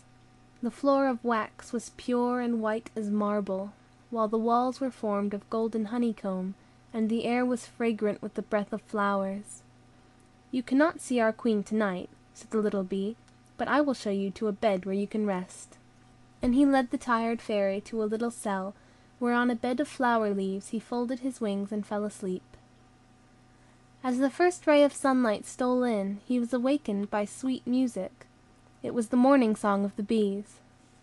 "Awake, awake, for the earliest gleam of golden sunlight shines on the rippling waves that brightly flow beneath the flowering vines. Awake, awake, for the low sweet chant of the wild bird's morning hymn comes floating by on the fragrant air through the forest cool and dim. Then spread each wing, and work and sing through the long, bright, sunny hours. O'er the pleasant earth we journey forth for a day among the flowers. Awake, awake, for the summer wind hath bidden the blossoms unclose, hath opened the violet's soft blue eye, and wakened the sleeping rose, and lightly they wave on their slender stems, fragrant and fresh and fair, waiting for us as we singing come to gather our honey-dew there. Then spread each wing, and work and sing through the long, bright, sunny hours. O'er the pleasant earth we journey forth for a day among the flowers." Soon his friend came to bid him rise, as the queen desired to speak with him. So, with his purple mantle thrown gracefully over his shoulder, and his little cap held respectfully in one hand, he followed Nimblewing to the great hall, where the queen was being served by her little pages. She bore her fresh dew and honey. Some fanned her with fragrant flower leaves, while others scattered the sweetest perfumes on the air. "Little fairy," said the queen, "you are welcome to my palace, and we will gladly have you stay with us if you will obey our laws. We do not spend the pleasant summer days in idleness and pleasure, but each one labors for the happiness and good of all. If our home is beautiful, we have made it so by industry, and here, as one large, loving family, we dwell. No sorrow, care, or discord can enter in, while all obey the voice of her who seeks to be a wise and gentle queen to them. If you will stay with us, we will teach you many things: order, patience, industry. Who can teach so well as they who are the emblems of these virtues? Our laws are few and simple. You must each day gather your share of honey. See that your cell is sweet and fresh, as you yourself must be. Rise with the sun, and with him to sleep. You must harm no flower in doing your work, nor take more than your just share of honey. For they so kindly give us food, it were most cruel to treat them with aught save gentleness and gratitude. Now will you stay with us, and learn what even mortals seek to know, that labor brings true happiness?" And Thistle said he would stay, and dwell with them, for he was tired of wandering alone, and thought he might live here till Lily Bell should come, or till he was weary of the kind-hearted bees. Then they took away his gay garments, and dressed them like themselves, in the black velvet cloak with golden bands across his breast. "Now come with us," they said. So forth into the green fields they went, and made their breakfast among the dewy flowers, and then till the sunset they flew from bud to blossom, singing as they went, and Thistle for a while was happier than when breaking flowers and harming gentle birds. But he soon grew tired of working all day in the sun, and longed to be free again. He could find no pleasure with the industrious bees, and sighed to be away with his idle friends the butterflies. So while the others worked he slept or played, and then in haste to get his share he tore the flowers, and took all they had saved for their own food. Nor was this all. He told such pleasant tales of the life he led before he came to live with them, that many grew unhappy and discontented, and they who had before wished no greater joy than the love and praise of their kind queen, now disobeyed and blamed her for all she had done for them. Long she bore with their unkind words and deeds, and when at length she found it was the ungrateful fairy who had wrought this trouble in her quiet kingdom, she strove, with sweet forgiving words, to show him all the wrong he had done. But he would not listen, and still went on destroying the happiness of those who had done so much for him. Then, when she saw that no kindness could touch his heart, she said, "Thistledown, we took you in, a friendless stranger, fed and clothed you. We made our home as pleasant to you as we could, and in return, for all our care, you have brought discontent and trouble to my subjects, grief and care to me. I cannot let my peaceful kingdom be disturbed by you, therefore go and seek another home. You may find other friends, but none will love you more than we, had you been worthy of it. So farewell." And the doors of the once happy home he had disturbed were closed behind him. Then he was very angry, and determined to bring some great sorrow on the good queen. So he sought out the idle, wilful bees, whom he had first made discontented, bidding them to follow him, and win the honey the queen had stored up for the winter. "Let us feast and make merry in the pleasant summer time," said Thistle. "Winter is far off. Why should we waste these lovely days, toiling to lay up the food we might enjoy now? Come, we will take what we have made, and think no more of what the queen has said." So, while the industrious bees were out among the flowers, he led the drones to the hive, and took possession of the honey, destroying and laying waste the home of the kind bees. Then, fearing that in their grief and anger they might harm him, Thistle flew away to seek new friends. After many wanderings he came at length to a great forest, and here beside a still lake he stayed to rest. Delicate wood flowers grew near him in the deep green moss, with drooping heads, as if they listened to the soft wind singing among the pines. Bright-eyed birds peeped at him from their nests, and many-colored insects danced above the cool still lake. "This is a pleasant place," said Thistle. "It shall be my home for a while. Come hither, blue dragonfly, I would gladly make a friend of you, for I am all alone." The dragonfly folded his shining wings beside the elf, listened to the tale he told, promised to befriend the lonely one, and strove to make the forest a happy home to him. So here dwelt Thistle, and many kind friends gathered round him, for he spoke gently to them, and they knew nothing of the cruel deeds he had done, and for a while he was happy and content. But at length he grew weary of the gentle birds and wild flowers, and sought new pleasure in destroying the beauty he was tired of, and soon the friends who had so kindly welcomed him looked upon him as an evil spirit, and shrunk away as he approached. At length his friend the dragonfly besought him to leave the quiet home he had disturbed. Then Thistle was very angry, and while the dragonfly was sleeping among the flowers that hung over the lake, he led an ugly spider to the spot, and bade him weave his nets about the sleeping insect, and bind him fast. The cruel spider gladly obeyed the ungrateful fairy, and soon the poor fly could move neither leg nor wing. Then Thistle flew away through the wood, leaving sorrow and trouble behind him. He had not journeyed far before he grew weary, and lay down to rest.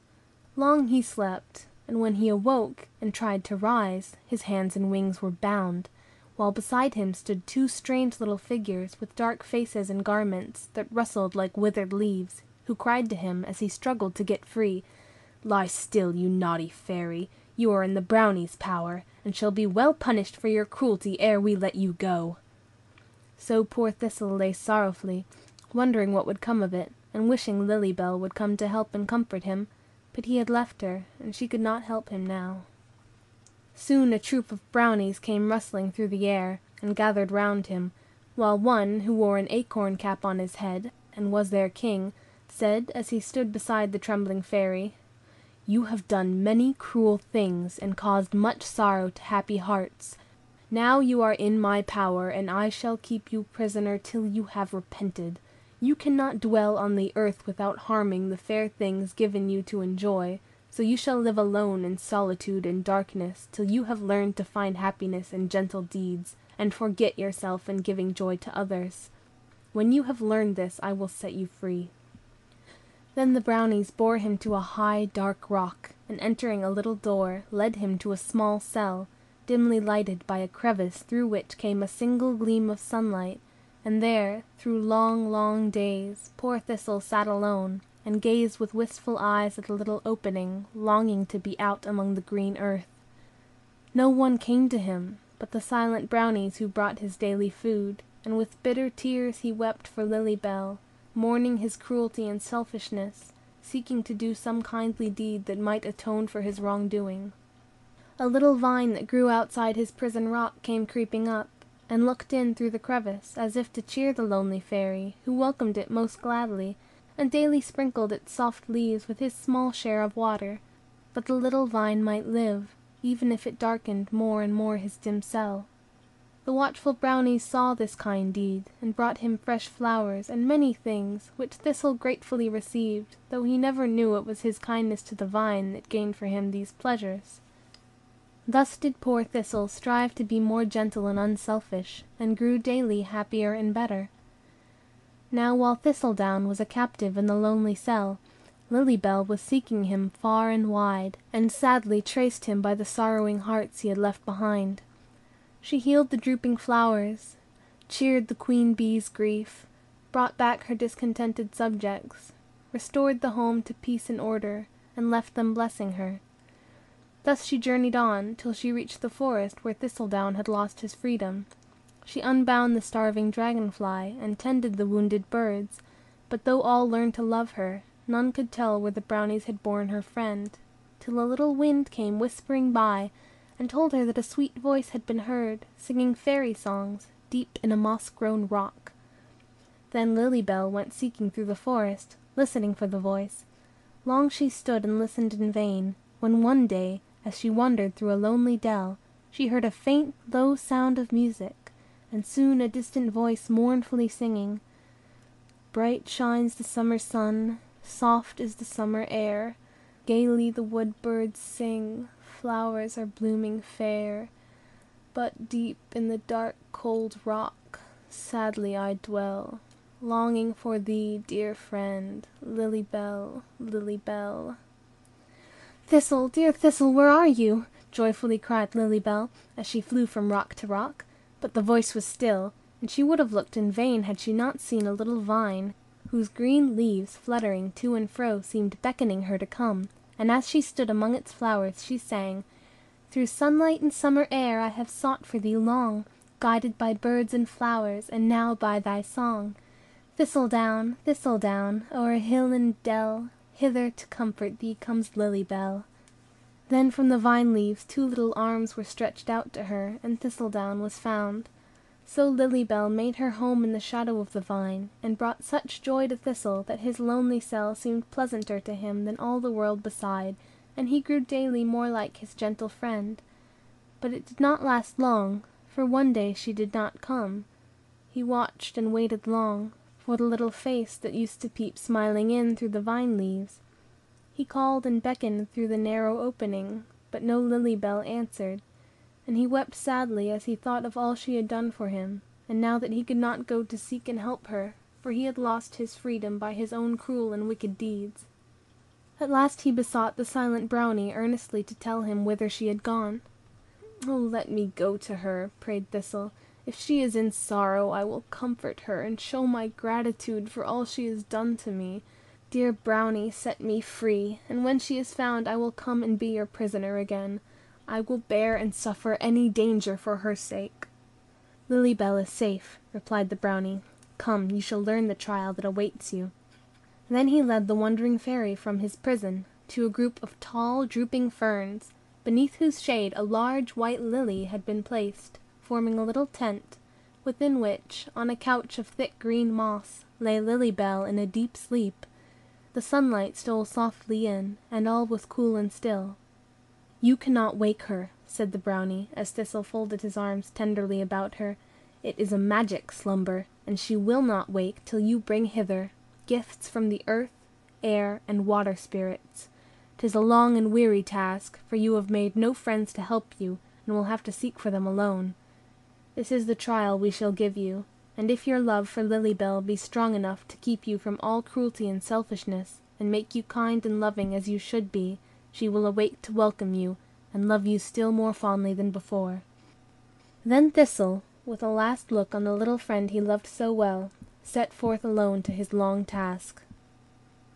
The home of the earth spirits was the first to find, and no one would tell him where to look. So far and wide he wandered, through gloomy forests and among lonely hills, with none to cheer him when sad and weary, none to guide him on his way. On he went, thinking of Lily Bell, and for her sake bearing all, for in his quiet prison many gentle feelings and kindly thoughts had sprung up in his heart, and he now strove to be friends with all, and win for himself the love and confidence of those whom once he sought to harm and cruelly destroy. But few believed him, for they remembered his false promises and evil deeds, and would not trust him now. So poor Thistle found few to love or care for him. Long he wandered, and carefully he sought, but could not find the earth spirit's home. And when at last he reached the pleasant garden where he and Lily Bell first parted, he said within himself, "Here I will stay a while, and try to win by kindly deeds the flowers' forgiveness for the pain and sorrow I brought them long ago, and they may learn to love and trust me. So even if I never find the spirits, I shall be worthier of Lily Bell's affection if I strive to atone for the wrong I have done." Then he went among the flowers, but they closed their leaves and shrank away, trembling with fear, while the birds fled to hide among the leaves as he passed. This grieved poor Thistle, and he longed to tell them how changed he had become, but they would not listen.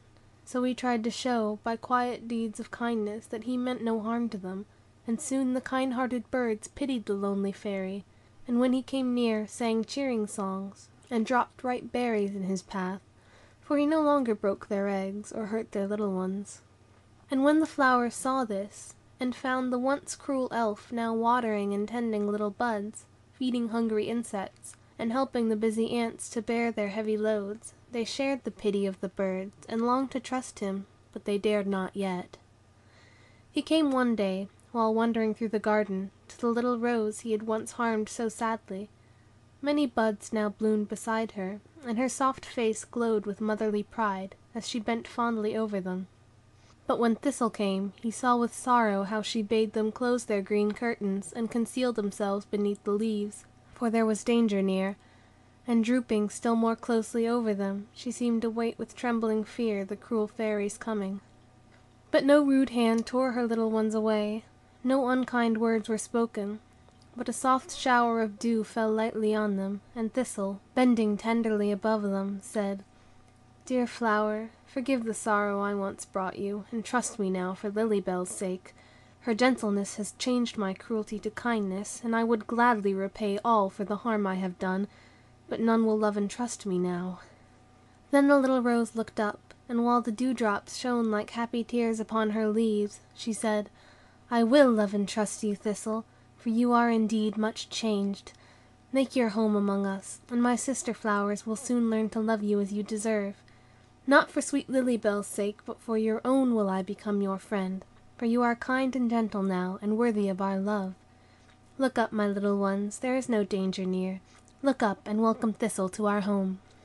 Then the little buds raised their rosy faces, danced again upon their stems, and nodded kindly at Thistle, who smiled on them through happy tears, and kissed the sweet forgiving rose, who loved and trusted him when most forlorn and friendless.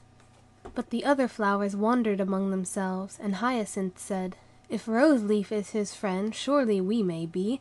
Yet still I fear he may soon grow weary of this gentleness, and be again the wicked fairy he once was, and we shall suffer for our kindness to him now." "Ah, do not doubt him," cried warm-hearted little Mignonette. "Surely some good spirit has changed the wicked Thistle into this good little elf. See how tenderly he lifts aside the leaves that overshadow pale Harebell. And listen now how softly he sings as he rocks little Eglantine to sleep. He has done many friendly things, though none save Rose Leaf has been kind to him, and he is very sad.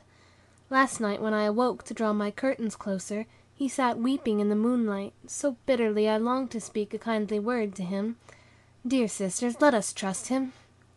And they all said little Mignonette was right, and spreading wide their leaves they bade him come and drink their dew, and lie among the fragrant petals, striving to cheer his sorrow. Thistle told them all, and after much whispering together, they said, "Yes, we will help you find the earth spirits, for you are striving to be good, and for love of Lily Bell we will do much for you." So they called a little bright-eyed mole, and said, "Downyback, we have given you a pleasant home among our roots, and you are a grateful little friend, so will you guide dear Thistle to the earth spirits' home?" Downyback said yes, and Thistle, thanking the kindly flowers, followed his little guide through long dark galleries deeper and deeper into the ground, while a glowworm flew before to light the way. On they went, and after a while reached a path lit up by bright jewels hung upon the walls. Here Downyback and Glimmer, the glowworm, left him, saying, "We can lead you no farther. You must now go on alone, and the music of the spirits will guide you to their home." Then they went quickly up the winding path, and Thistle, guided by the sweet music, went on alone. He soon reached a lovely spot, whose golden halls were bright with jewels, which sparkled brightly, and threw many-colored shadows on the shining garments of the little spirits, who danced below to the melody of soft silvery bells. Long Thistle stood watching the brilliant forms that flashed and sparkled round him, but he missed the flowers and the sunlight, and rejoiced that he was not an earth spirit. At last they spied him out, and, gladly welcoming him, bade him join in their dance. But Thistledown was too sad for that, and when he told them all his story they no longer urged, but sought to comfort him. And one whom they called Little Sparkle, for her crown and robe shone with the brightest diamonds, said, "You will have to work for us, ere you can win a gift to show the brownies. Do you see those golden bells that make such music as we wave them to and fro? We worked long and hard ere they were won, and you can win one of those, if you will do the task we give you." And Thistle said, "No task will be too hard for me to do for dear Lily Bell's sake." Then they led him to a strange, dark place, lit up with torches, where troops of spirits flew busily to and fro among damp rocks, and through dark galleries that led far down into the earth. "What do they here?" asked Thistle. "I will tell," replied Little Sparkle, "for I once worked here myself. Some of them watch above the flower roots, and keep them fresh and strong. Others gather the clear drops that trickle from the damp rocks, and form a little spring, which, growing ever larger, rises to the light above, and gushes forth in some green field or lonely forest, where the wild birds come to drink, and wood flowers spread their thirsty leaves above the clear, cool waves as they go dancing away, carrying joy and freshness wherever they go. Others shape the bright jewels into lovely forms, and make the good luck pennies which we give to mortals whom we love. And here you must toil till the golden flower is won." Then Thistle went among the spirits, and joined in their tasks. He tended the flower roots, gathered the water drops, and formed the good luck pennies. Long and hard he worked, and was often sad and weary, often tempted by unkind and selfish thoughts. But he thought of Lily Bell, and strove to be kind and loving as she had been, and soon the spirits learned to love the patient fairy, who had left his home to toil among them for the sake of his gentle friend. At length came little Sparkle to him, saying, "You have done enough. Come now, and dance and feast with us, for the golden flower is won." But Thistle could not stay, for half his task was not yet done, and he longed for sunlight and Lily Bell. So, taking a kind farewell, he hastened through the torch-lit path up to the light again, and, spreading his wings, flew over hill and dale till he reached the forest where Lily Bell lay sleeping. It was early morning, and the rosy light shone brightly through the lily leaves upon her, as Thistle entered, and laid his first gift at the Brownie King's feet. "You have done well," said he. "We hear good tidings of you from bird and flower, and you are truly seeking to repair the evil you have done. Take now one look at your little friend, and then go forth and seek from the air spirits your second gift." Then Thistle said farewell again to Lily Bell, and flew far and wide among the clouds, seeking the air spirits. But though he wandered till his weary wings could bear him no longer, it was in vain. So faint and sad, he lay down to rest on a broad vine leaf that fluttered gently in the wind, and as he lay, he saw beneath him the home of the kind bees whom he had so disturbed, and Lily Bell had helped and comforted. "I will seek to win their pardon, and show them that I am no longer the cruel fairy who so harmed them," thought Thistle, "and when they become again my friends, I will ask their help to find the air spirits, and if I deserve it, they will gladly aid me on my way."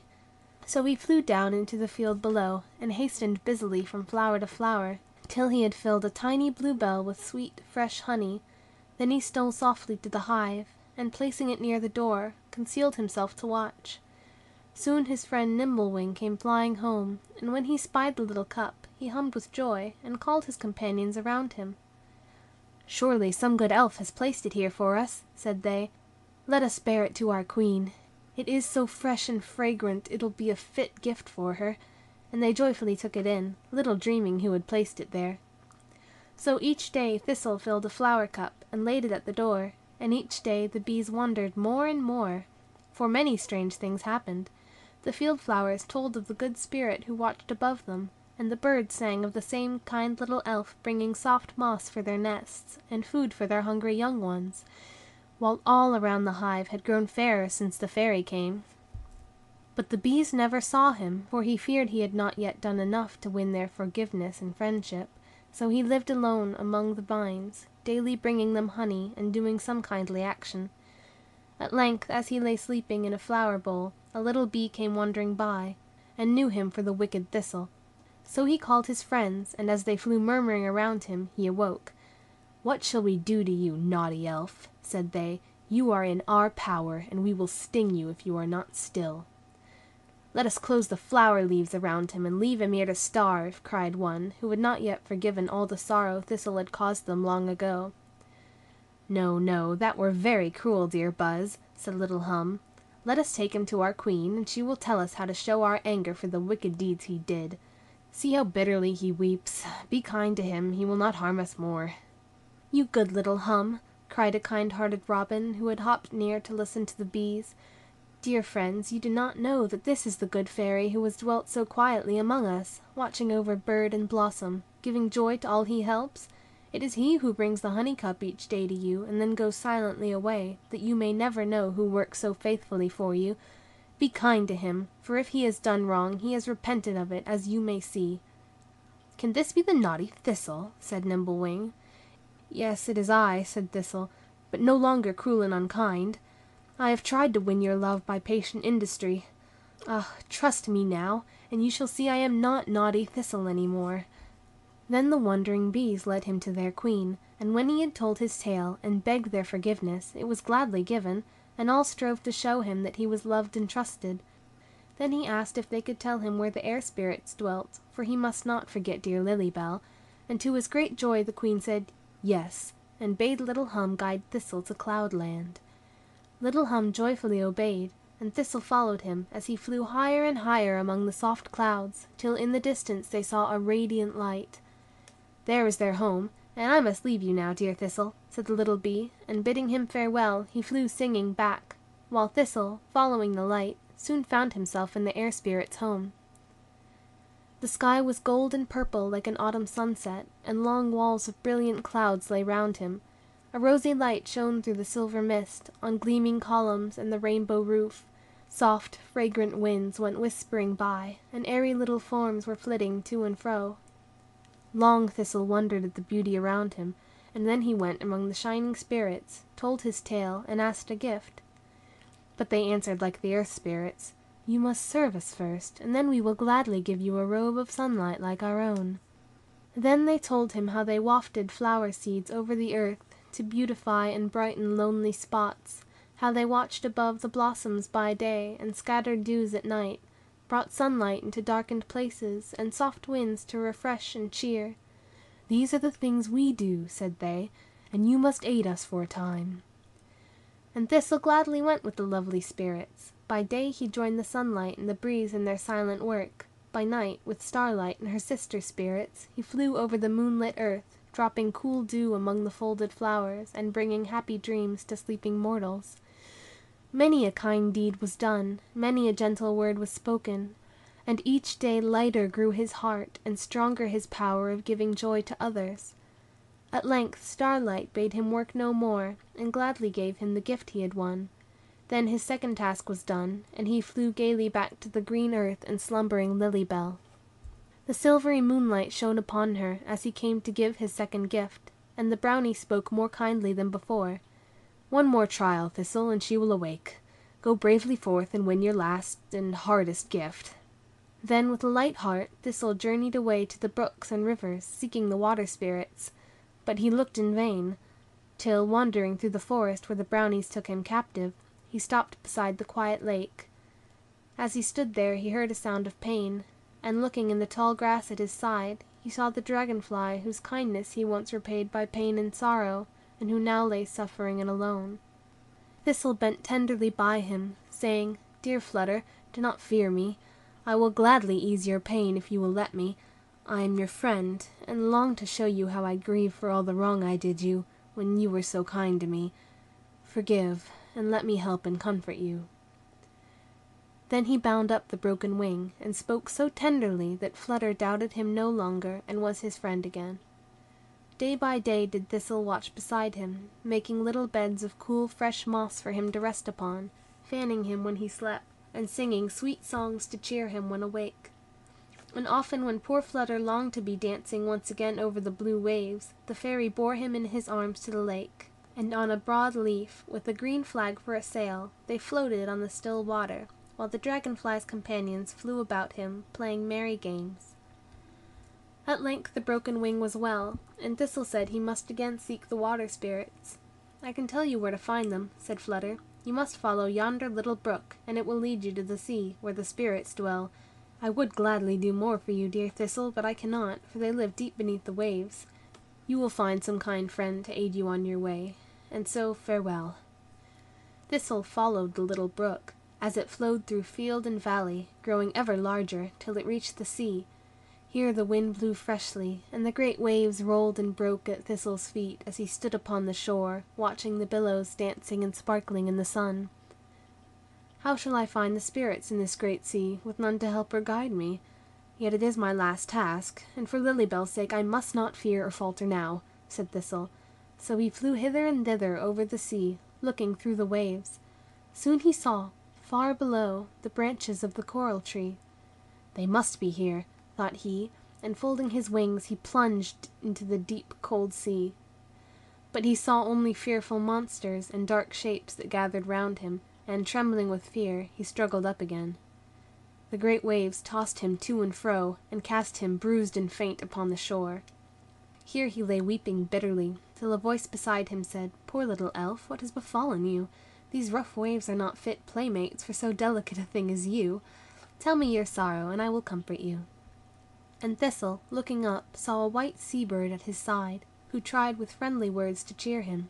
So he told all his wanderings, and how he sought the sea-spirits. "Surely, if bee and blossom do their part to help you, birds should aid you too," said the sea-bird.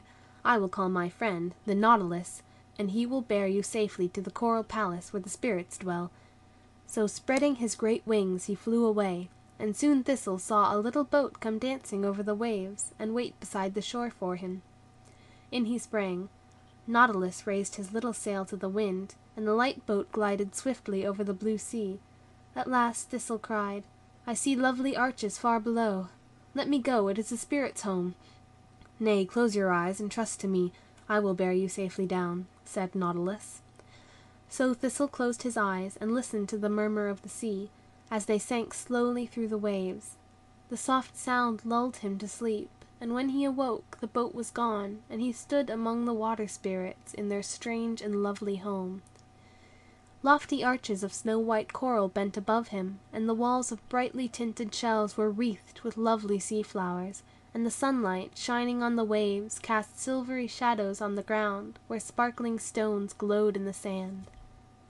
A cool, fresh wind swept through the waving garlands of bright sea moss, and the distant murmur of dashing waves came softly on the air. Soon troops of graceful spirits flitted by, and when they found the wondering elf, they gathered round him, bringing pearl shells heaped with precious stones, and all the rare, strange gifts that lie beneath the sea. But Thistle wished for none of these, and when his tale was told, the kindly spirits pitied him, and little Pearl sighed, as she told him of the long and weary task he must perform ere he could win a crown of snow-white pearls like those they wore. But Thistle had gained strength and courage in his wanderings, and did not falter now, when they led him to a place among the coral workers, and told him he must labor here, till the spreading branches reached the light and air, through the waves that danced above. With a patient hope that he might yet be worthy of Lily Bell, the fairy left the lovely spirits and their pleasant home, to toil among the coral builders, where all was strange and dim. Long, long he worked, but still the waves rolled far above them, and his task was not yet done, and many bitter tears poor Thistle shed, and sadly he pined for air and sunlight, the voice of birds, the breath of flowers. Often, folded in the magic garments which the spirits gave him, that he might pass unharmed among the fearful creatures dwelling there, he rose to the surface of the sea, and gliding through the waves, gazed longingly upon the hills, now looking blue and dim so far away, or watched the flocks of summer birds, journeying to a warmer land, and they brought sad memories of green old forests and sunny fields to the lonely fairy floating on the great wild sea. Day after day went by, and slowly Thistle's task drew towards an end. Busily toiled the coral workers, but more busily toiled he. Insect and spirit daily wondered more and more at the industry and patience of the silent little elf, who had a friendly word for all, though he never joined them in their sport. Higher and higher grew the coral boughs, and lighter grew the fairy's heart, while thoughts of dear Lily Bell cheered him on, as day by day he steadily toiled, and when at length the sun shone on his work, and it was done, he stayed but to take the garland he had won, and to thank the good spirits for their love and care. Then up through the cold, blue waves he swiftly glided, and shaking the bright drops from his wind, soared singing up to the sunny sky. On through the fragrant air went Thistle, looking with glad face upon the fair, fresh earth below, where flowers looked smiling up, and green trees bowed their graceful heads as if to welcome him. Soon the forest where Lily Bell lay sleeping rose before him, and as he passed along the cool, dim wood paths, never had they seemed so fair. But when he came where his little friend had slept, it was no longer the dark silent spot where he last saw her. Garlands hung from every tree, and the fairest flowers filled the air with their sweet breath. Birds' gay voices echoed far and wide, and the little brook went singing by beneath the arching ferns that bent above it. Green leaves rustled in the summer wind, and the air was full of music. But the fairest sight was Lily Bell, as she lay on the couch of velvet moss that fairy hands had spread. The golden flower lay beside her, and the glittering robe was folded round her little form. The warmest sunlight fell upon her, and the softest breezes lifted her shining hair. Happy tears fell fast, as Thistle folded his arms around her, crying, "O Lily Bell, dear Lily Bell, awake! I have been true to you, and now my task is done." Then with a smile, Lily Bell awoke, and looked with wondering eyes upon the beauty that had risen around her. "Dear Thistle, what mean these fair things, and why are we in this lovely place?" "Listen, Lily Bell," said the Brownie King, as he appeared beside her, and then he told all that Thistle had done to show his love for her, how he had wandered far and wide to seek the fairy gifts, and toiled long and hard to win them, how he had been loving, true, and tender, when most lonely and forsaken. Bird, bee, and blossom have forgiven him, and none is more loved and trusted now by all than the once cruel Thistle," said the King, as he bent down to the happy elf, who bowed low before him. "You have learned the beauty of a gentle, kindly heart, dear Thistle, and now you are worthy to become the friend of her for whom you have done so much. Place the crown upon her head, for she is queen of all the forest fairies now." And as the crown shone on the head that Lily Bell bent down on Thistle's breast, the forest seemed alive with little forms, who sprang from flower and leaf and gathered round her, bringing gifts for their new queen. "If I am queen, then you are king, dear Thistle," said the fairy. "Take the crown, and I will have a wreath of flowers. You have toiled and suffered for my sake, and you alone should rule over these little elves whose love you have won." "Keep your crown, Lily Bell, for yonder come the spirits with their gifts to Thistle," said the Brownie, and as he pointed with his wand, out from among the mossy roots of an old tree came trooping the earth spirits, their flower bells ringing softly as they came, and their jeweled garments glittering in the sun. On to where Thistledown stood beneath the shadow of the flowers, with Lily Bell beside him, went the spirits, and then forth sprang little Sparkle, waving a golden flower, whose silvery music filled the air. "Dear Thistle," said the shining spirit, "what you toiled so faithfully to win for another, let us offer now as a token of our love for you." As she ceased, down through the air came floating bands of lovely air spirits, bringing a shining robe, and they too told their love for the gentle fairy who had dwelt with them. Then softly on the breeze came distant music, growing ever nearer, till over the rippling waves came the singing water spirits, in their boats of many-colored shells, and as they placed their glittering crown on Thistle's head, loud rang the flowers, and joyously sang the birds, while all the forest fairies cried, with silvery voices, "Lily Bell and Thistledown, long live our king and queen." "Have you a tale for us too, dear Violet Eye?" said the Queen, as Zephyr ceased. The little elf thus named looked from among the flower leaves where she sat, and with a smile replied, "As I was weaving garlands in the field, I heard a primrose tell this tale to her friend Goldenrod." Chapter 5. Little Bud. In a great forest, high up among the green boughs, lived Bird Brown Breast and his bright-eyed little mate. They were now very happy. Their home was done. The 4 blue eggs lay in the soft nest, and the little wife sat still and patient on them, while the husband sang and told her charming tales, and brought her sweet berries and little worms. Things went smoothly on, till one day she found in the nest a little white egg with a golden band about it. "My friend," cried she, "come and see. Where can this fine egg have come from? My 4 are here, and this also. What think you of it?" The husband shook his head gravely, and said, "Be not alarmed, my love.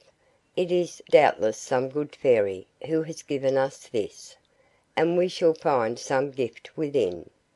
Do not let us touch it, but do you sit carefully upon it, and we shall see in time what has been sent us." So they said nothing about it, and soon their home had 4 little chirping children. And then the white egg opened, and, behold, a little maiden lay singing within. Then how amazed were they, and how they welcomed her, as she lay warm beneath the mother's wing, and how the young birds did love her. Great joy was in the forest, and proud were the parents of their family, and still more of the little one who had come to them, while all the neighbours flocked in to see Dame Brown Breast's little child. And the tiny maiden talked to them and sang so merrily that they could have listened forever. Soon she was the joy of the whole forest, dancing from tree to tree, making every nest her home, and none were ever so welcome as little Bud. And so they lived right merrily in the green old forest. The father now had much to do to supply his family with food, and choice morsels did he bring little Bud. The wild fruits were her food, the fresh dew in the flower cups her drink, while the green leaves served her for little robes, and thus she found garments in the flowers of the field, and a happy home with Mother Brown Breast, and all in the wood, from the stately trees to the little mosses in the turf, were friends to the merry child. And each day she taught the young birds sweet songs, and as their gay music rang through the old forest, the stern, dark pines ceased their solemn waving, that they might hear the sounds stealing through the dim wood paths, and mortal children came to listen, saying softly, "Hear the flowers sing, and touch them not, for the fairies are here." Then came a band of sad little elves to Bud, praying that they might hear the sweet music, and when she took them by the hand, and spoke gently to them, they wept and said sadly, when she asked them whence they came, "We dwelt once in Fairyland, and oh how happy were we then! But, alas! we were not worthy of so fair a home, and were sent forth into the cold world. Look at our robes, they are like the withered leaves, our wings are dim, our crowns are gone, and we lead sad, lonely lives in this dark forest. Let us stay with you. Your gay music sounds like fairy songs, and you have such a friendly way with you, and speak so gently to us. It is good to be near one so lovely and so kind, and you can tell us how we may again become fair and innocent. Say we may stay with you, kind little maiden." And Bud said yes, and they stayed, but her kind little heart was grieved that they wept so sadly, and all she could say could not make them happy, till at last she said, "Do not weep, and I will go to Queen Dewdrop, and beseech her to let you come back. I will tell her that you are repentant, and will do anything to gain her love again, that you are sad and long to be forgiven. This will I say, and more, and trust she will grant my prayer." "She will not say no to you, dear Bud," said the poor little fairies. "She will love you as we do, and if we can come again to our lost home, we cannot give you thanks enough. Go, Bud, and if there be power in fairy gifts, you shall be as happy as our heart's best love can make you." The tidings of Bud's departure flew through the forest, and all her friends came to say farewell, as with the morning sun she would go, and each brought some little gift, for the land of fairies was far away, and she must journey long. "Nay, you shall not go on your feet, my child," said Mother Brown Breast. "Your friend Golden Wing shall carry you. Call him hither, that I may seat you rightly, for if you should fall off, my heart would break." Then up came Golden Wing, and Bud was safely seated on the cushion of violet leaves, and it was really charming to see her merry little face peeping from under the broad brim of her cowslip hat, as her butterfly steed stood waving his bright wings in the sunlight. Then came the bee with his yellow honey bags, which he begged she would take, and the little brown spider that lived under the great leaves brought a veil for her hat, and besought her to wear it, lest the sun should shine too brightly, while the ant came bringing a tiny strawberry, lest she should miss her favourite fruit. The mother gave her good advice, and the papa stood with his head on one side, and his round eyes twinkling with delight to think that his little Bud was going to Fairyland. Then they all sang gaily together till she passed out of sight over the hills, and they saw her no more. And now Bud left the old forest far behind her.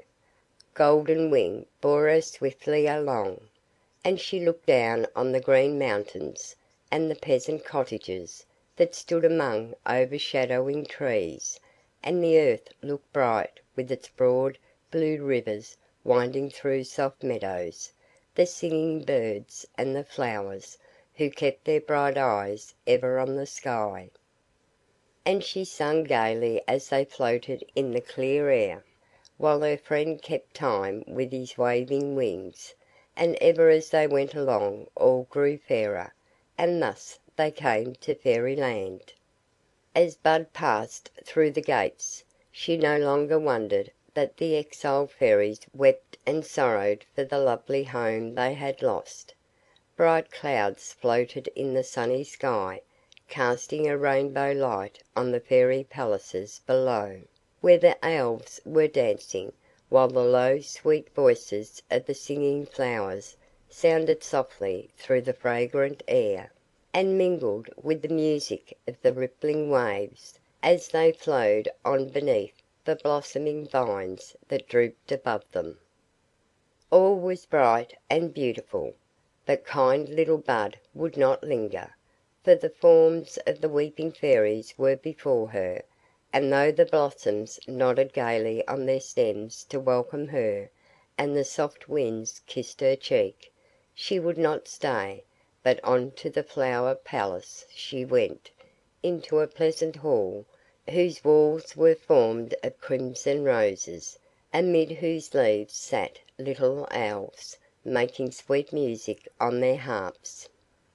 When they saw Bud, they gathered round her, and led her through the flower-wreathed arches to a group of the most beautiful fairies, who were gathered about a stately lily, in whose fragrant cup sat one whose purple robe and glittering crown told she was their queen. Bud knelt before her, and, while tears streamed down her little face, she told her errand, and pleaded earnestly that the exiled fairies might be forgiven, and not to be left to pine far from their friends and kindred.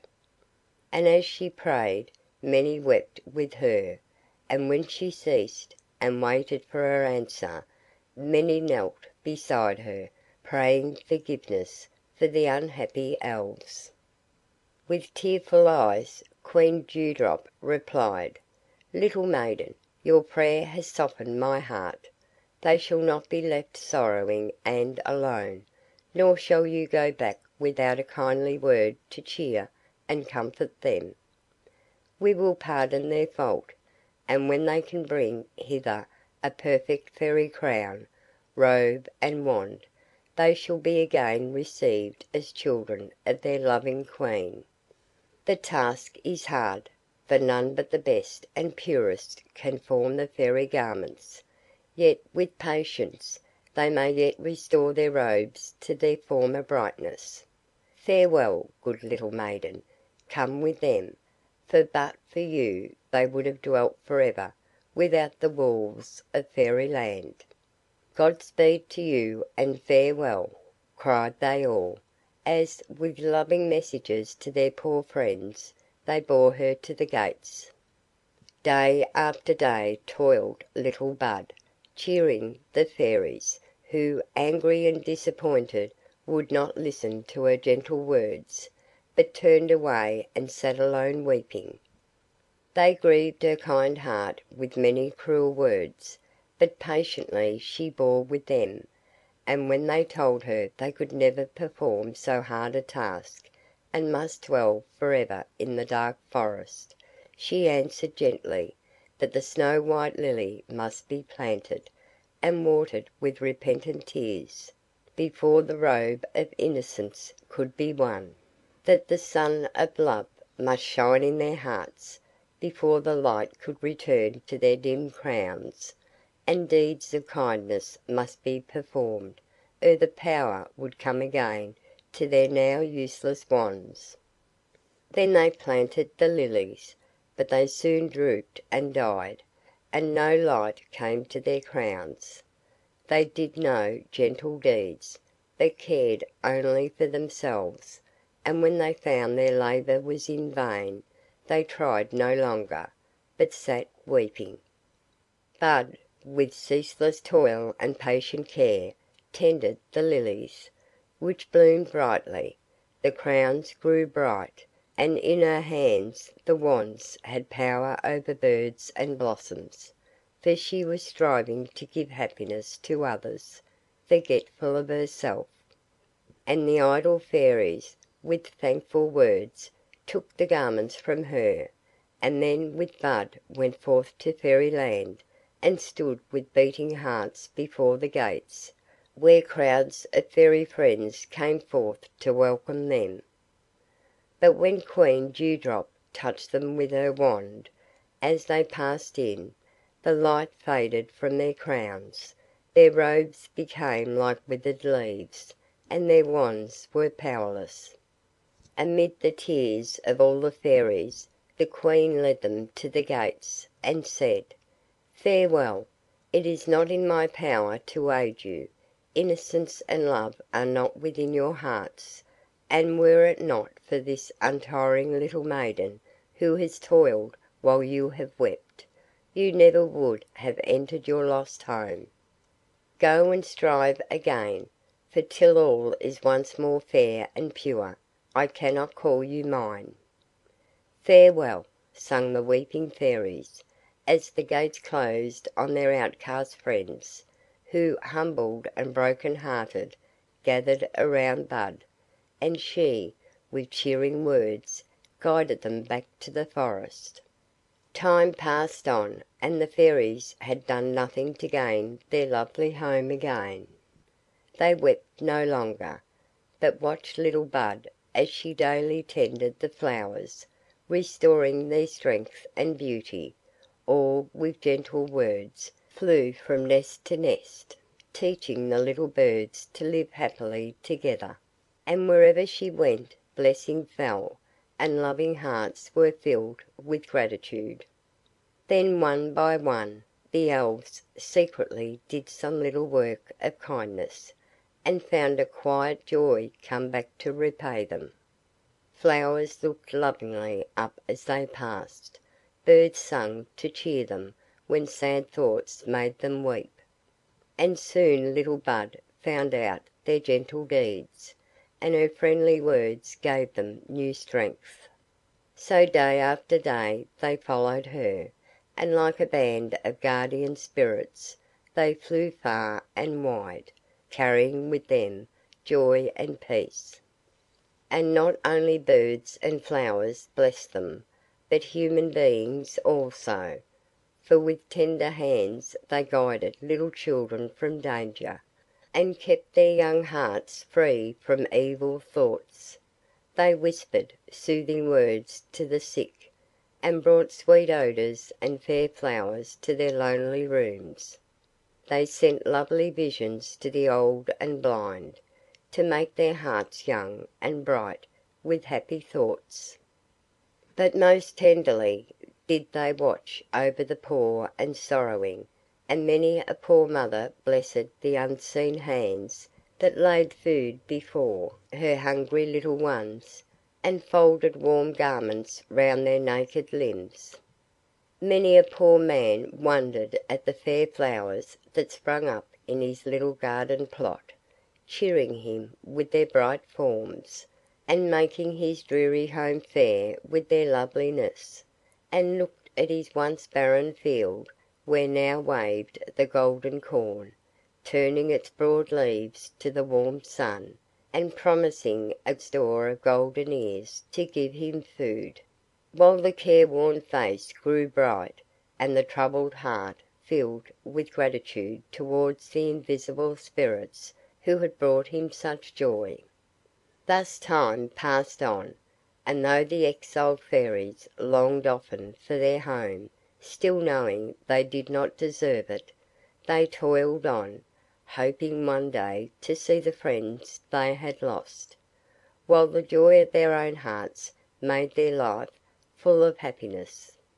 One day came little Bud to them, saying, "Listen, dear friends, I have a task to offer you. It is a great sacrifice for you light-loving fairies to dwell through the long winter in the dark, cold earth, watching over the flower roots, to keep them free from the little grubs and worms that seek to harm them. But in the sunny spring, when they bloom again, their love and gratitude will give you happy homes among their bright leaves. It is a wearisome task, and I can give you no reward for all your tender care, but the blessings of the gentle flowers you will have saved from death. Gladly would I aid you, but my winged friends are preparing for their journey to warmer lands, and I must help them teach their little ones to fly, and see them safely on their way. Then through the winter must I seek the dwellings of the poor and suffering, comfort the sick and lonely, and give hope and courage to those who in their poverty are led astray. These things must I do, but when the flowers bloom again, I will be with you to welcome back our friends from over the sea." Then with tears the fairies answered, "Ah, good little Bud, you have taken the hardest task yourself, and who will repay you for all your deeds of tenderness and mercy in the great world? Should evil befall you, our hearts would break. We will labour trustingly in the earth, and thoughts of you shall cheer us on, for without you we had been worthless beings, and never known the joy that kindly actions bring. Yes, dear Bud, we will gladly toil among the roots, that the fair flowers may wear their gayest robes to welcome you." Then deep in the earth the fairies dwelt, and no frost or snow could harm the blossoms they tended. Every little seed was laid in the soft earth, watered and watched. Tender roots were folded in withered leaves, that no chilling drops might reach them, and safely dreamed the flowers till summer winds should call them forth, while lighter grew each fairy heart as every gentle deed was tenderly performed. At length the snow was gone, and they heard little voices calling them to come up, but patiently they worked, till seed and root were green and strong. Then with eager feet they hastened to the earth above, where over hill and valley bright flowers and budding trees smiled in the warm sunlight. Blossoms bent lovingly before them, and rang their coloured bells till the fragrant air was full of music, while the stately trees waved their great arms above them, and scattered soft leaves at their feet. Then came the merry birds, making the wood alive with their gay voices, calling to one another as they flew among the vines, building their little homes. Long waited the Elves, and at last she came, with Father Brown Breast. Happy days passed, and summer flowers were in their fullest beauty, when Bud bade the fairies come with her. Mounted on bright winged butterflies, they flew over forest and meadow, till with joyful eyes they saw the flower-crowned walls of Fairyland. Before the gates they stood, and soon troops of loving Elves came forth to meet them. And on through the sunny gardens they went, into the lily hall, where, among the golden stamens of graceful flower, sat the Queen, while on the broad, green leaves around it stood the bright-eyed little maids of honour. Then, amid the deep silence, little Bud, leading the Fairies to the throne, said: "Dear Queen, I here bring back your subjects, wiser for their sorrow, better for their hard trial. And now might any queen be proud of them, and vow to learn from them that giving joy and peace to others brings it fourfold to us, bearing a double happiness in the blessings to those we help." Through the dreary months, when they might have dwelt among fair southern flowers, beneath a smiling sky, they toiled in the dark and silent earth, filling the hearts of the gentle flower spirits with grateful love, seeking no reward but the knowledge of their own good deeds, and the joy they always bring. This they have done unmurmuringly and alone, and now, far and wide, flower blessings fall upon them, and the summer winds bear the glad tidings unto those who droop in sorrow, and new joy and strength it brings, as they look longingly for the friends whose gentle care hath brought such happiness to their fair kindred. Are they not worthy of your love, dear Queen? Have they not won their lovely home? Say they are pardoned, and you have gained the love of hearts pure as the snow-white robes they folded over them." As Bud ceased, she touched the wondering Fairies with her wand, and the dark faded garments fell away, and beneath, the robes of lily leaves glittered pure and spotless in the sunlight. Then, while happy tears fell, Queen Dewdrop placed the bright crowns on the bowed heads of the kneeling Fairies, and laid before them the wands their own good deeds had rendered powerful.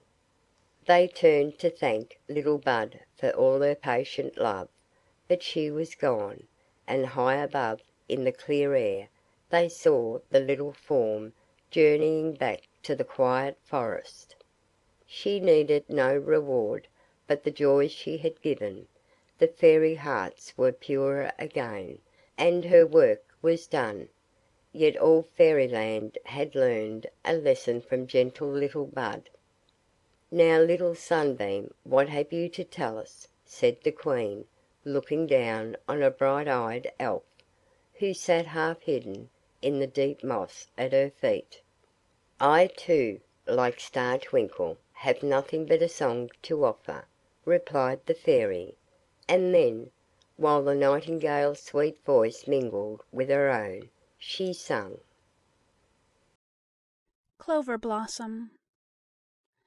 In a quiet, pleasant meadow beneath a summer sky, where green old trees their branches waved and winds went singing by, where a little brook went rippling so musically low, and passing clouds cast shadows on the waving grass below, where low, sweet notes of brooding birds stole out on the fragrant air, and golden sunlight shone undimmed on all most fresh and fair. There bloomed a lovely sisterhood of happy little flowers, together in this pleasant home through quiet summer hours. No rude hand came to gather them, no chilling winds to blight. Warm sunbeams smiled on them by day, and soft dews fell at night. So here along the brookside, beneath the green old trees, the flowers dwelt among their friends, the sunbeams and the breeze. One morning, as the flowers awoke, fragrant and fresh and fair, a little worm came creeping by, and begged a shelter there. "Ah, pity and love me," sighed the worm. "I am lonely, poor, and weak. A little spot for a resting place, dear flowers, is all I seek. I am not fair, and have dwelt unloved by butterfly, bird, and bee. They little knew that in this dark form lay the beauty they yet may see."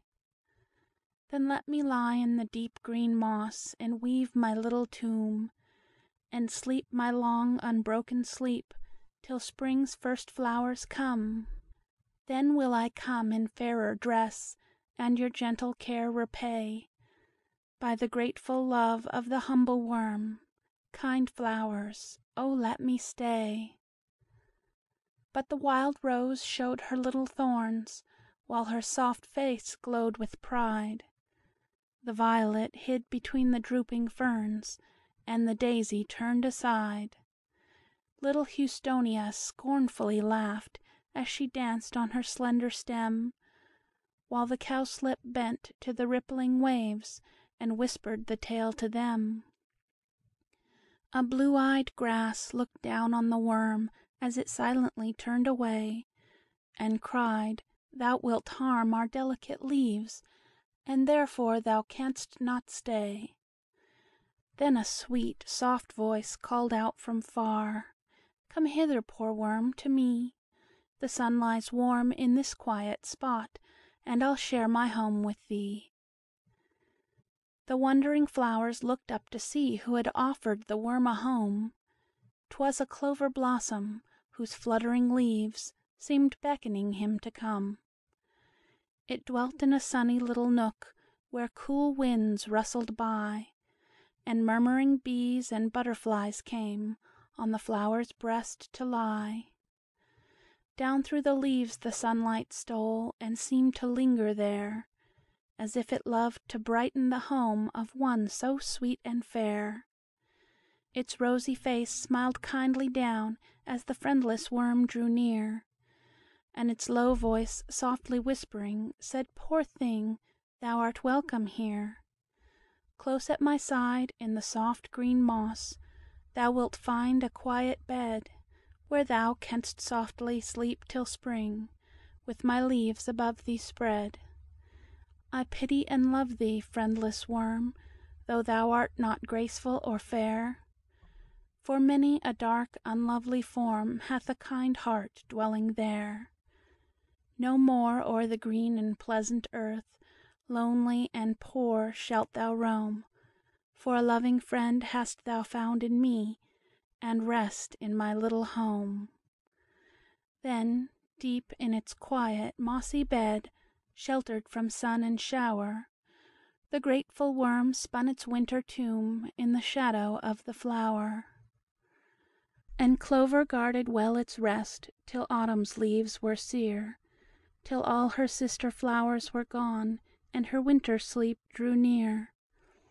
Then her withered leaves were softly spread o'er the sleeping worm below, ere the faithful little flower lay beneath the winter snow. Spring came again, and the flowers rose from their quiet winter graves, and gaily danced on their slender stems, and sang with the rippling waves. Softly the warm winds kissed their cheeks, brightly the sunbeams fell, as one by one they came again in their summer homes to dwell. And little Clover bloomed once more, rosy, sweet, and fair, and patiently watched by the mossy bed, for the worm still slumbered there. Then her sister flowers scornfully cried, as they waved in the summer air, "The ugly worm was friendless and poor, little Clover, why shouldst thou care? Then watch no more, nor dwell alone away from thy sister flowers. Come, dance and feast, and spend with us these pleasant summer hours. We pity thee, foolish little flower, to trust what the false worm said. He will not come in fairer dress, for he lies in the green moss dead." But little Clover still watched on, alone in her sunny home. She did not doubt the poor worm's truth, and trusted he would come. At last the small cell opened wide, and a glittering butterfly, from out the moss, on golden wings, soared up to the sunny sky. Then the wondering flowers cried aloud, "Clover, thy watch was vain. He only sought a shelter here, and never will come again." And the unkind flowers danced for joy when they saw him thus depart, For the love of a beautiful butterfly is dear to a flower's heart. They feared he would stay in Clover's home, and her tender care repay, so they danced for joy when at last he rose, and silently flew away. Then little Clover bowed her head, while her soft tears fell like dew, for her gentle heart was grieved to find that her sister's words were true, and the insect she had watched so long, when helpless, poor, and lone, thankless for all her faithful care, on his golden wings had flown. But as she drooped in silent grief, she heard little Daisy cry, "O sisters, look, I see him now, afar in the sunny sky. He is floating back from Cloudland now, borne by the fragrant air. Spread wide your leaves that he may choose the flower he deems most fair." Then the wild rose glowed with a deeper blush, as she proudly waved on her stem. The cowslip bent to the clear blue waves, and made her mirror of them. Little Houstonia merrily danced, and spread her white leaves wide, while Daisy whispered her joy and hope, as she stood by her gay friend's side. Violet peeped from the tall green ferns, and lifted her soft blue eye, to watch the glittering form that shone afar in the summer sky. They thought no more of the ugly worm who once had wakened their scorn, but looked and longed for the butterfly now, as the soft wind bore him on. Nearer and nearer the bright form came, and fairer the blossoms grew. Each welcomed him in her sweetest tones, each offered her honey and dew.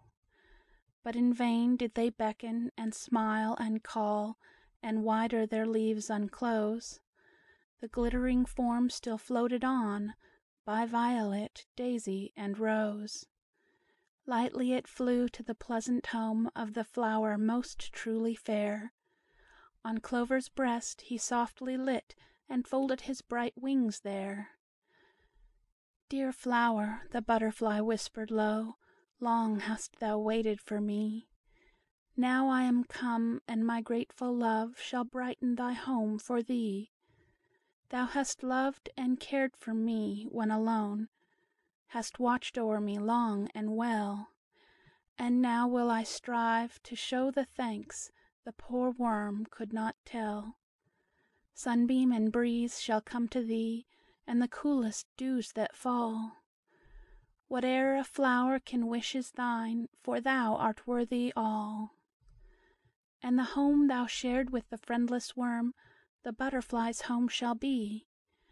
And thou shalt find, dear, faithful flower, a loving friend in me." Then through the long, bright summer hours, through sunshine and through shower, together in their happy home dwelt butterfly and flower. "Ah, that is very lovely!" cried the elves, gathering round little Sunbeam as she ceased, to place a garland in her hair and praise her song. "Now," said the Queen, "call hither Moonlight and Summer Wind, for they have seen many pleasant things in their long wanderings, and will gladly tell us them." "Most joyfully will we do our best, dear Queen," said the elves, as they folded their wings beside her. "Now, Summer Wind," said Moonlight, "till your turn comes, do you sit here and fan me while I tell this tale of—" Chapter 7. Little Annie's Dream. In a large and pleasant garden sat little Annie all alone, and she seemed very sad, for drops that were not dew fell fast upon the flowers beside her, who looked wonderingly up and bent still nearer, as if they longed to cheer and comfort her. The warm wind lifted up her shining hair and softly kissed her cheek, while the sunbeams, looking most kindly in her face, made little rainbows in her tears, and lingered lovingly about her. But Annie paid no heed to sun or wind or flower. Still the bright tears fell, and she forgot all but her sorrow. "Little Annie, tell me why you weep," said a low voice in her ear. And looking up, the child beheld a little figure standing on a vine leaf at her side, and shining wings were folded on a white and glittering robe that fluttered in the wind. "Who are you, lovely little thing?" cried Annie, smiling through her tears. "I am a fairy, little child, and am come to help and comfort you. "Now tell me why you weep, and let me be your friend," replied the spirit, as she smiled more kindly still on Annie's wondering face. "And are you really, then, a little elf, such as I read in my fairy books? Do you ride on butterflies, sleep in flower cups, and live among the clouds?" "Yes, all these things I do, and many strangers still, that all your fairy books can never tell.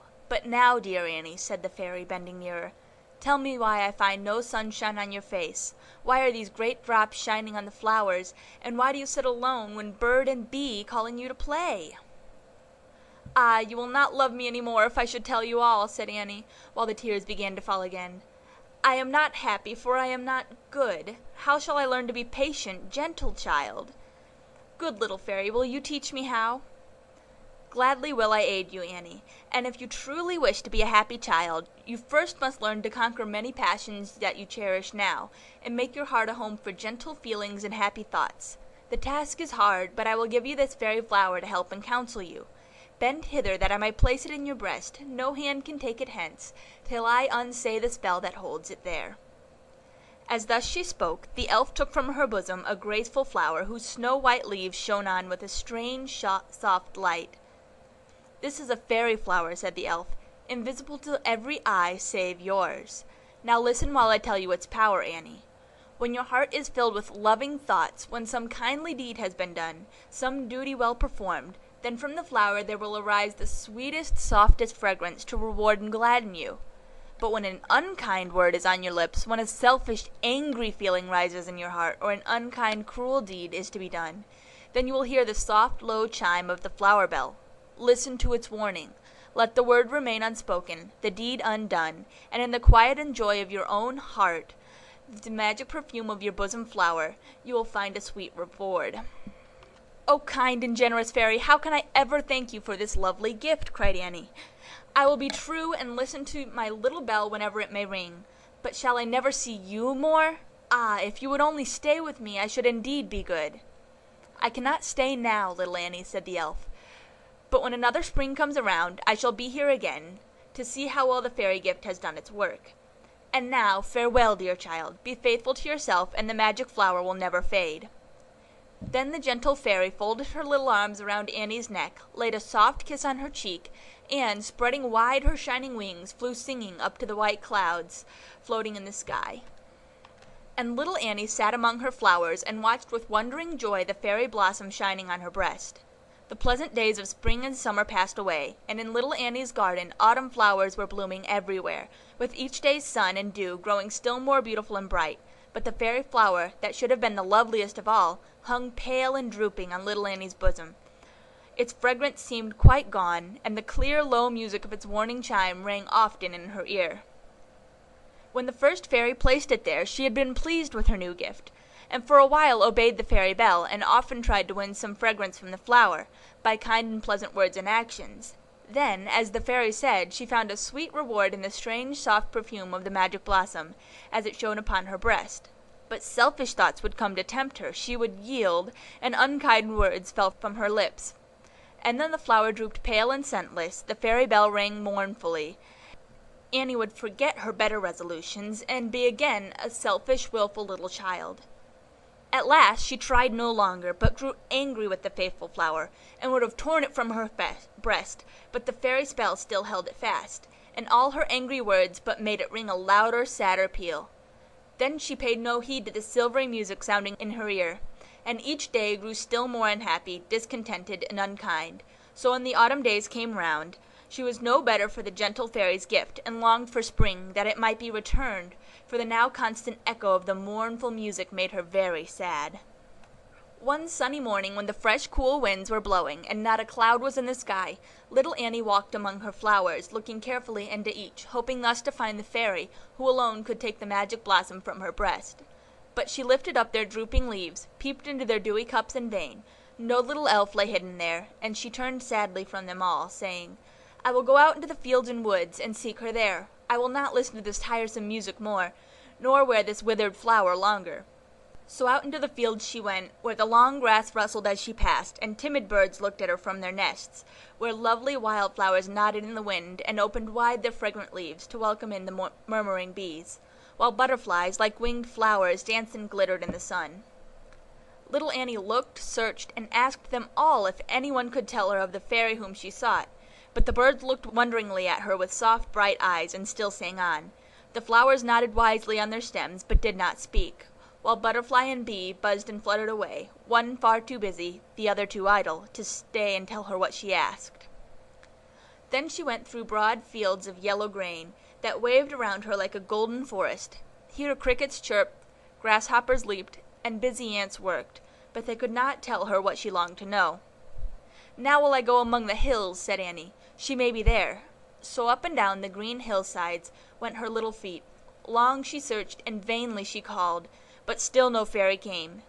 Then by the riverside she went, and asked the gay dragonflies and the cool white lilies if the fairy had been there, but the blue waves rippled on the white sand at her feet, and no voice answered her.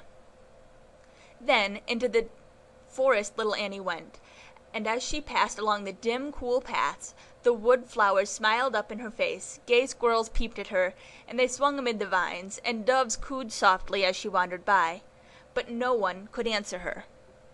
So, weary with her long and useless search, she sat amid the ferns, and feasted on the rosy strawberries that grew beside her, watching meanwhile the crimson evening clouds that glowed around the setting sun. The night wind rustled through the boughs, rocking the flowers to sleep.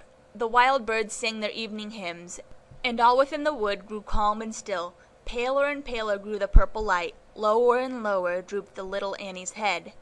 The tall ferns bent to shield her from the dew, the whispering pines sang a soft lullaby, and when the autumn moon rose up, her silver light shone on the child, where, pillowed on the green moss, she lay asleep amid the wood flowers in the dim old forest. And all night long beside her stood the fairy she had sought, and by the elfin spell and charm sent to the sleeping child this dream. Little Annie dreamed she sat in her own garden, as she had often sat before, with angry feelings in her heart, and unkind words upon her lips. The magic flower was ringing its soft warning, but she paid no heed to anything, save her own troubled thoughts. Thus she sat, when suddenly a low voice whispered into her ear, "Little Annie, look and see the evil things that you are cherishing. I will clothe in fitting shapes the thoughts and feelings that now dwell within your heart, and you shall see how great their power becomes, unless you banish them forever." Then Annie saw, with fear and wonder, that the angry words she uttered changed into dark, unlovely forms, each showing plainly from what fault or passion it had sprung. Some of the shapes had scowling faces and bright, fiery eyes. These were spirits of anger. Others, with sullen, anxious looks, seemed gathering up all they could reach, and Annie saw that the more they gained, the less they seemed to have, and these she knew were shapes of selfishness. Spirits of pride were there, who folded their shadowy garments round them, and turned scornfully away from all the rest. These and many others little Annie saw, which had come from her own heart and taken form before her eyes. When first she saw them, they were small and weak, but as she looked they seemed to grow and gather strength, and each gained a strange power over her. She could not drive them from her sight, and they grew ever stronger, darker, and more unlovely to her eyes. They seemed to cast black shadows over all around, to dim the sunshine, blight the flowers, and drive away all bright and lovely things. While rising slowly round her, Annie saw a high, dark wall that seemed to shut out everything she loved. She dared not move or speak, but, with a strange fear at her heart, sat watching the dim shapes that hovered round her. Higher and higher rose the shadowy wall. Slowly the flowers near her died. Lingeringly the sun faded. But at last they both were gone, and left her all alone behind her gloomy wall. Then the spirits gathered round her, whispering strange things in her ear, bidding her obey, for by her own will she had yielded up her heart to be their home, and she was now their slave. Then she could hear no more, but, sinking down among the withered flowers, wept sad and bitter tears for her lost liberty and joy. Then, through the gloom, there shone a faint, soft light, and on her breast she saw her fairy flower, upon whose snow-white leaves her tears lay shining. Clearer and brighter grew the radiant light, till the evil spirits turned away to the dark shadow of the wall, and left the child alone. The light and perfume of the flowers seemed to bring new strength to Annie, and she rose up, saying, as she bent to kiss the blossom on her breast, "Dear flower, help and guide me now, and I will listen to your voice, and will cheerfully obey my faithful fairy bell." Then in her dream she felt how hard the spirits tried to tempt and trouble her, and how, but for her flower, they would have led her back, and made all dark and dreary as before. Long and hard she struggled, and tears often fell, but after each new trial brighter shone her magic flower, and sweeter grew its breath, while the spirits lost still more their power to tempt her. Meanwhile, green flowering vines crept up the high dark wall, and hid its roughness from her sight, and over these she watched most tenderly, for soon, wherever green leaves and flowers bloomed, the wall beneath grew weak and fell apart.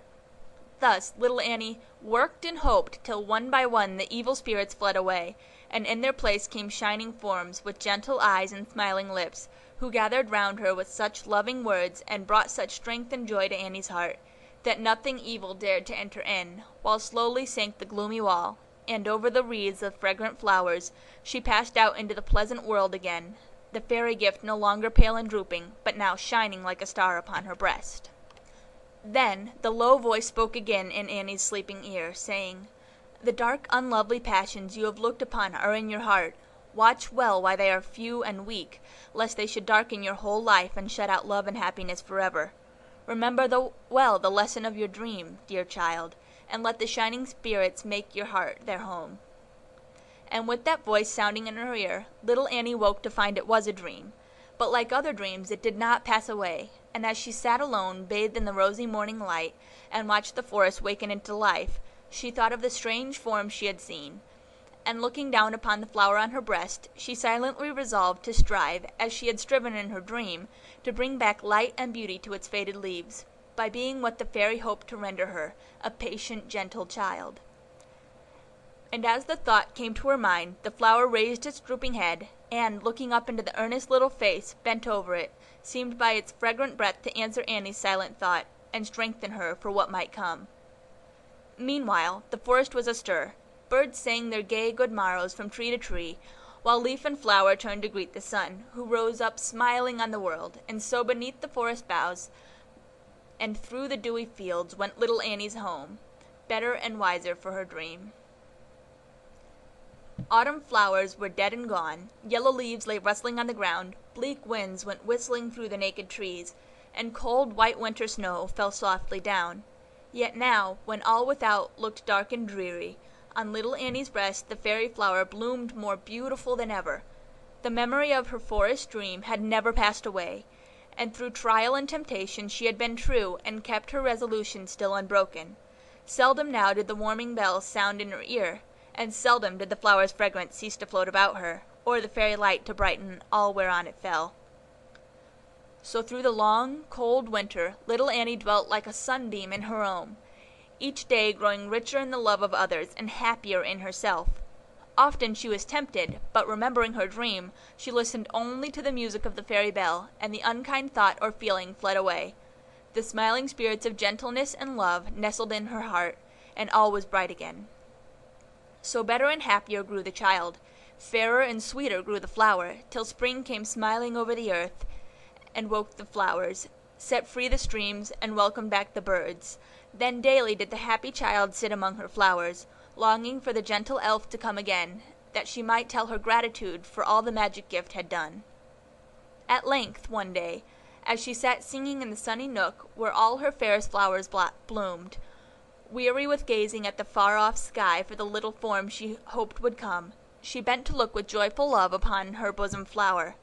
And as she looked, its folded leaves spread wide apart, and rising slowly from the deep white cup appeared the smiling face of the lovely elf whose coming she had waited for so long. "Dear Annie, look for me no longer. I am here on your own breast, for you have learned to love my gift, and it has done its work most faithfully and well," the fairy said, as she looked into the happy child's bright face, and laid her little arms most tenderly about her neck. "And now I have brought another gift from Fairyland, as a fit reward for you, dear child," she said, when Annie had told all her gratitude and love. Then, touching the child with her shining wand, the fairy bid her look and listen silently. And suddenly the world seemed to change for Annie, for the air was filled with strange, sweet sounds, and all around her floated lovely forms. In every flower sat little smiling elves, singing gaily as they rocked amid the leaves. On every breeze bright airy spirits came floating by. Some fanned her cheek with their cool breath, and waved her long hair to and fro, while others rang the flower bells and made a pleasant rustling among the leaves. In the fountain, where the water danced and sparkled in the sun, astride of every drop she saw merry little spirits, who splashed and floated in the clear, cool waves, and sang as gaily as the flowers on whom they scattered glittering dew. The tall trees, as their branches rustled in the wind, sang a low, dreamy song, while the waving grass was filled with little voices she had never heard before. Butterflies whispered lovely tales in her ear, and birds sang cheerful songs in a sweet language she had never understood before. Earth and air seemed filled with beauty and with music she had never dreamed of until now. "Oh, tell me what it means, dear fairy. Is it another and a lovelier dream, or is the earth in truth so beautiful as this?" she cried, looking with wondering joy upon the elf, who lay upon the flower in her breast. "Yes, it is true, dear child," replied the fairy, "and few are the mortals to whom we give this lovely gift. What to you is now so full of music and of light, to others is but a pleasant summer world. They never know the language of butterfly or bird or flower, and they are blind to all that I have given you the power to see. These fair things are your friends and playmates now, and they will teach you many pleasant lessons and give you many happy hours, while the garden where you once sat, weeping sad and bitter tears, is now brightened by your own happiness, filled with loving friends by your own kindly thoughts and feelings, and thus rendered a pleasant summer home for the gentle, happy child, whose bosom flower will never fade. And now, dear Annie, I must go, but every springtime, with the earliest flowers, will I come again to visit you, and bring some fairy gift. Guard well the magic flower, that I may find all fair and bright when I next come." Then, with a kind farewell, the gentle fairy floated upward through the sunny air, smiling down upon the child until she vanished in the soft white clouds, and little Annie stood alone in her enchanted garden, where all was brightened with the radiant light, and fragrant with the perfume of her fairy flower. When moonlight ceased, Summer Wind laid down her rose-leaf fan, and leaning back in her acorn cup, told this tale of Ripple, the water spirit. Chapter 8. Ripple, the Water Spirit. Down in the deep blue sea lived Ripple, a happy little water spirit. All day long she danced beneath the coral arches, made garlands of bright ocean flowers, or floated on the great waves that sparkled in the sunlight. But the pastime that she loved best was lying in the many-colored shells upon the shore, listening to the low, murmuring music the waves had taught them long ago. And here for hours the little spirit lay watching the sea and sky, while singing gaily to herself. But when tempest rose, she hastened down below the stormy billows, to where all was calm and still, and with her sister spirits waited till it should be fair again, listening sadly, meanwhile, to the cries of those whom the wild waves wrecked and cast into the angry sea, and who soon came floating down, pale and cold, to the spirits' pleasant home. Then they wept pitying tears above the lifeless forms, and laid them in quiet graves, where flowers bloomed and jewels sparkled in the sand. This was Ripple's only grief, and she often thought of those who sorrowed for the friends they loved, who now slept far down in the dim and silent coral caves, and gladly would she have saved the lives of those who lay around her. But the great ocean was far mightier than all the tender-hearted spirits dwelling in its bosom. Thus she could only weep for them, and lay them down to sleep where no cruel waves could harm them more. One day, when a fearful storm raged far and wide, and the spirits saw great billows rolling like heavy clouds above their heads, and heard the wild wind sounding far away, down through the foaming waves a little child came floating to their home. Its eyes were closed as if in sleep. The long hair fell like seaweed round its pale, cold face, and the little hands still clasped the shells they had been gathering on the beach when the great waves swept it into the troubled sea. With tender tears the spirits laid the little form to rest upon its bed of flowers, and, singing mournful songs, as if to make its sleep more calm and deep, watched long and lovingly above it, till the storm had died away, and all was still again. While Ripple sang above the little child, through the distant roar of winds and waves she heard a wild, soaring voice, that seemed to call for help. Long she listened, thinking it was but the echo of their own plaintive song, but high above the music still sounded the sad, wailing cry. Then, stealing silently away, she glided up through foam and spray, till, through the parting clouds, The sunlight shone upon her from the tranquil sky, and guided by the mournful sound, she floated on, till, close before her on the beach, she saw a woman stretching forth her arms, and with a sad, imploring voice, praying the restless sea to give her back the little child it had so cruelly borne away. But the waves dashed foaming up among the bare rocks at her feet, mingling their cold spray with her tears, and gave no answer to her prayer. When Ripple saw the mother's grief, she longed to comfort her; so, bending tenderly beside her, where she knelt upon the shore, the little Spirit told her how her child lay softly sleeping, far down in a lovely place, where sorrowing tears were shed, and gentle hands laid garlands over him. But all in vain she whispered kindly words; the weeping mother only cried, "Dear Spirit, can you use no charm or spell to make the waves bring back my child, as full of life and strength as when they swept him from my side? Oh, give me back my little child, or let me lie beside him in the bosom of the cruel sea." "Most gladly will I help you, if I can, though I have little power to use." "Then grieve no more, for I will search both earth and sea to find some friend who can bring back all you have lost. Watch daily on the shore, and if I do not come again, then you will know my search has been in vain. Farewell, poor mother; you shall see your little child again, if fairy power can win him back." And with these cheering words, Ripple sprang into the sea, while, smiling through her tears, the woman watched the gentle Spirit till her bright crown vanished in the waves. When Ripple reached her home, she hastened to the palace of the Queen, and told her of the little child, the sorrowing mother, and the promise she had made. "Good little Ripple," said the Queen, when she had told her all, "your promise never can be kept. There is no power below the sea to work this charm, and you can never reach the Fire Spirits' home, to win from them a flame to warm the little body into life. I pity the poor mother, and would most gladly help her, but alas! I am a spirit like yourself, and cannot serve you as I long to do." "Ah, dear Queen, if you had seen her sorrow, you too would seek to keep the promise I have made. I cannot let her watch for me in vain, till I have done my best.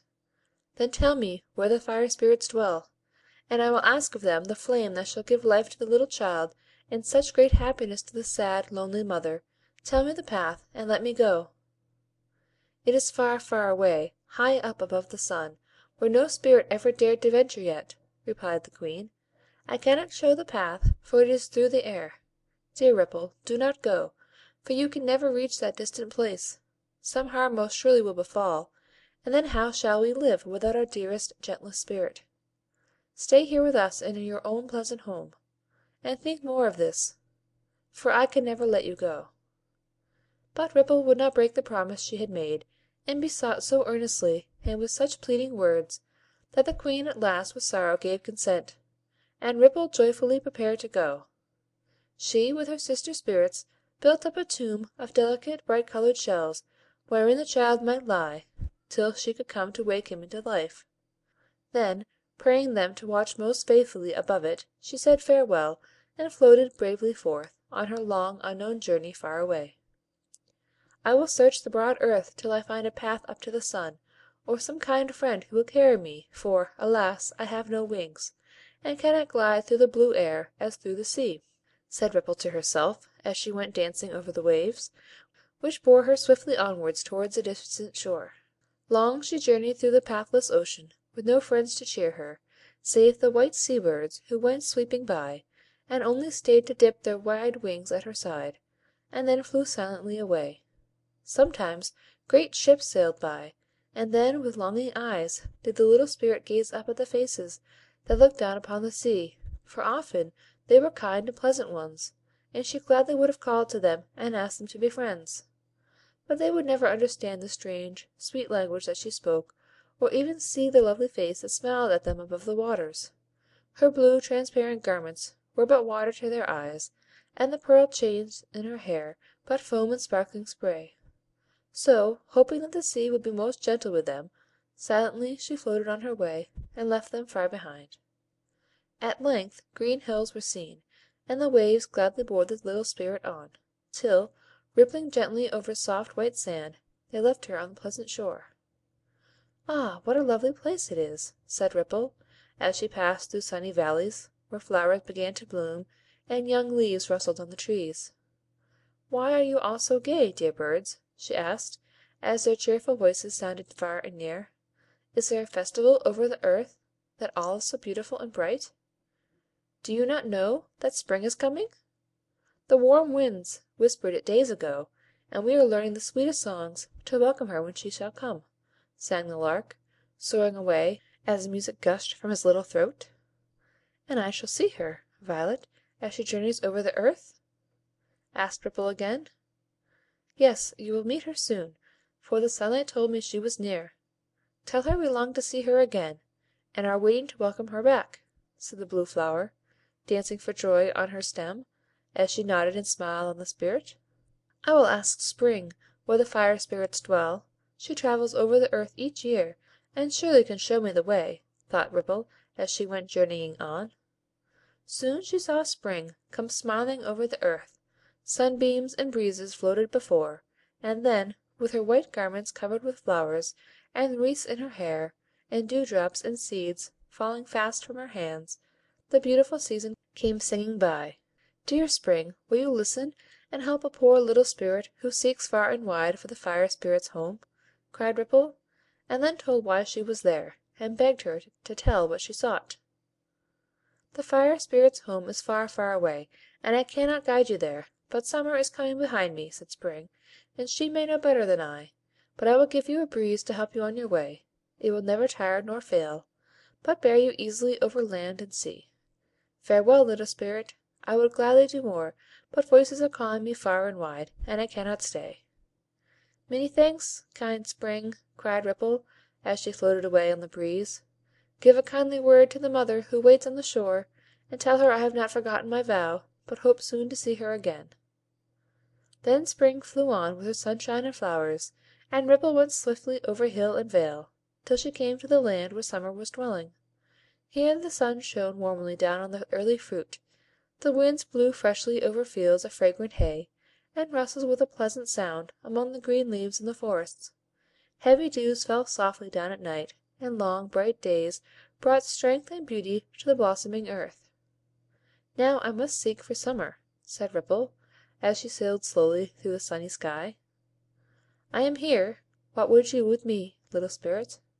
said a musical voice in her ear, and, floating by her side, she saw a graceful form, with green robes fluttering in the air, whose pleasant face looked kindly on her, from beneath a crown of golden sunbeams that cast a warm bright glow on all beneath. Then Ripple told her tale, and asked where she should go; but Summer answered, "I can tell no more than my young sister Spring where you may find the spirits that you seek. But I too, like her, will give a gift to aid you.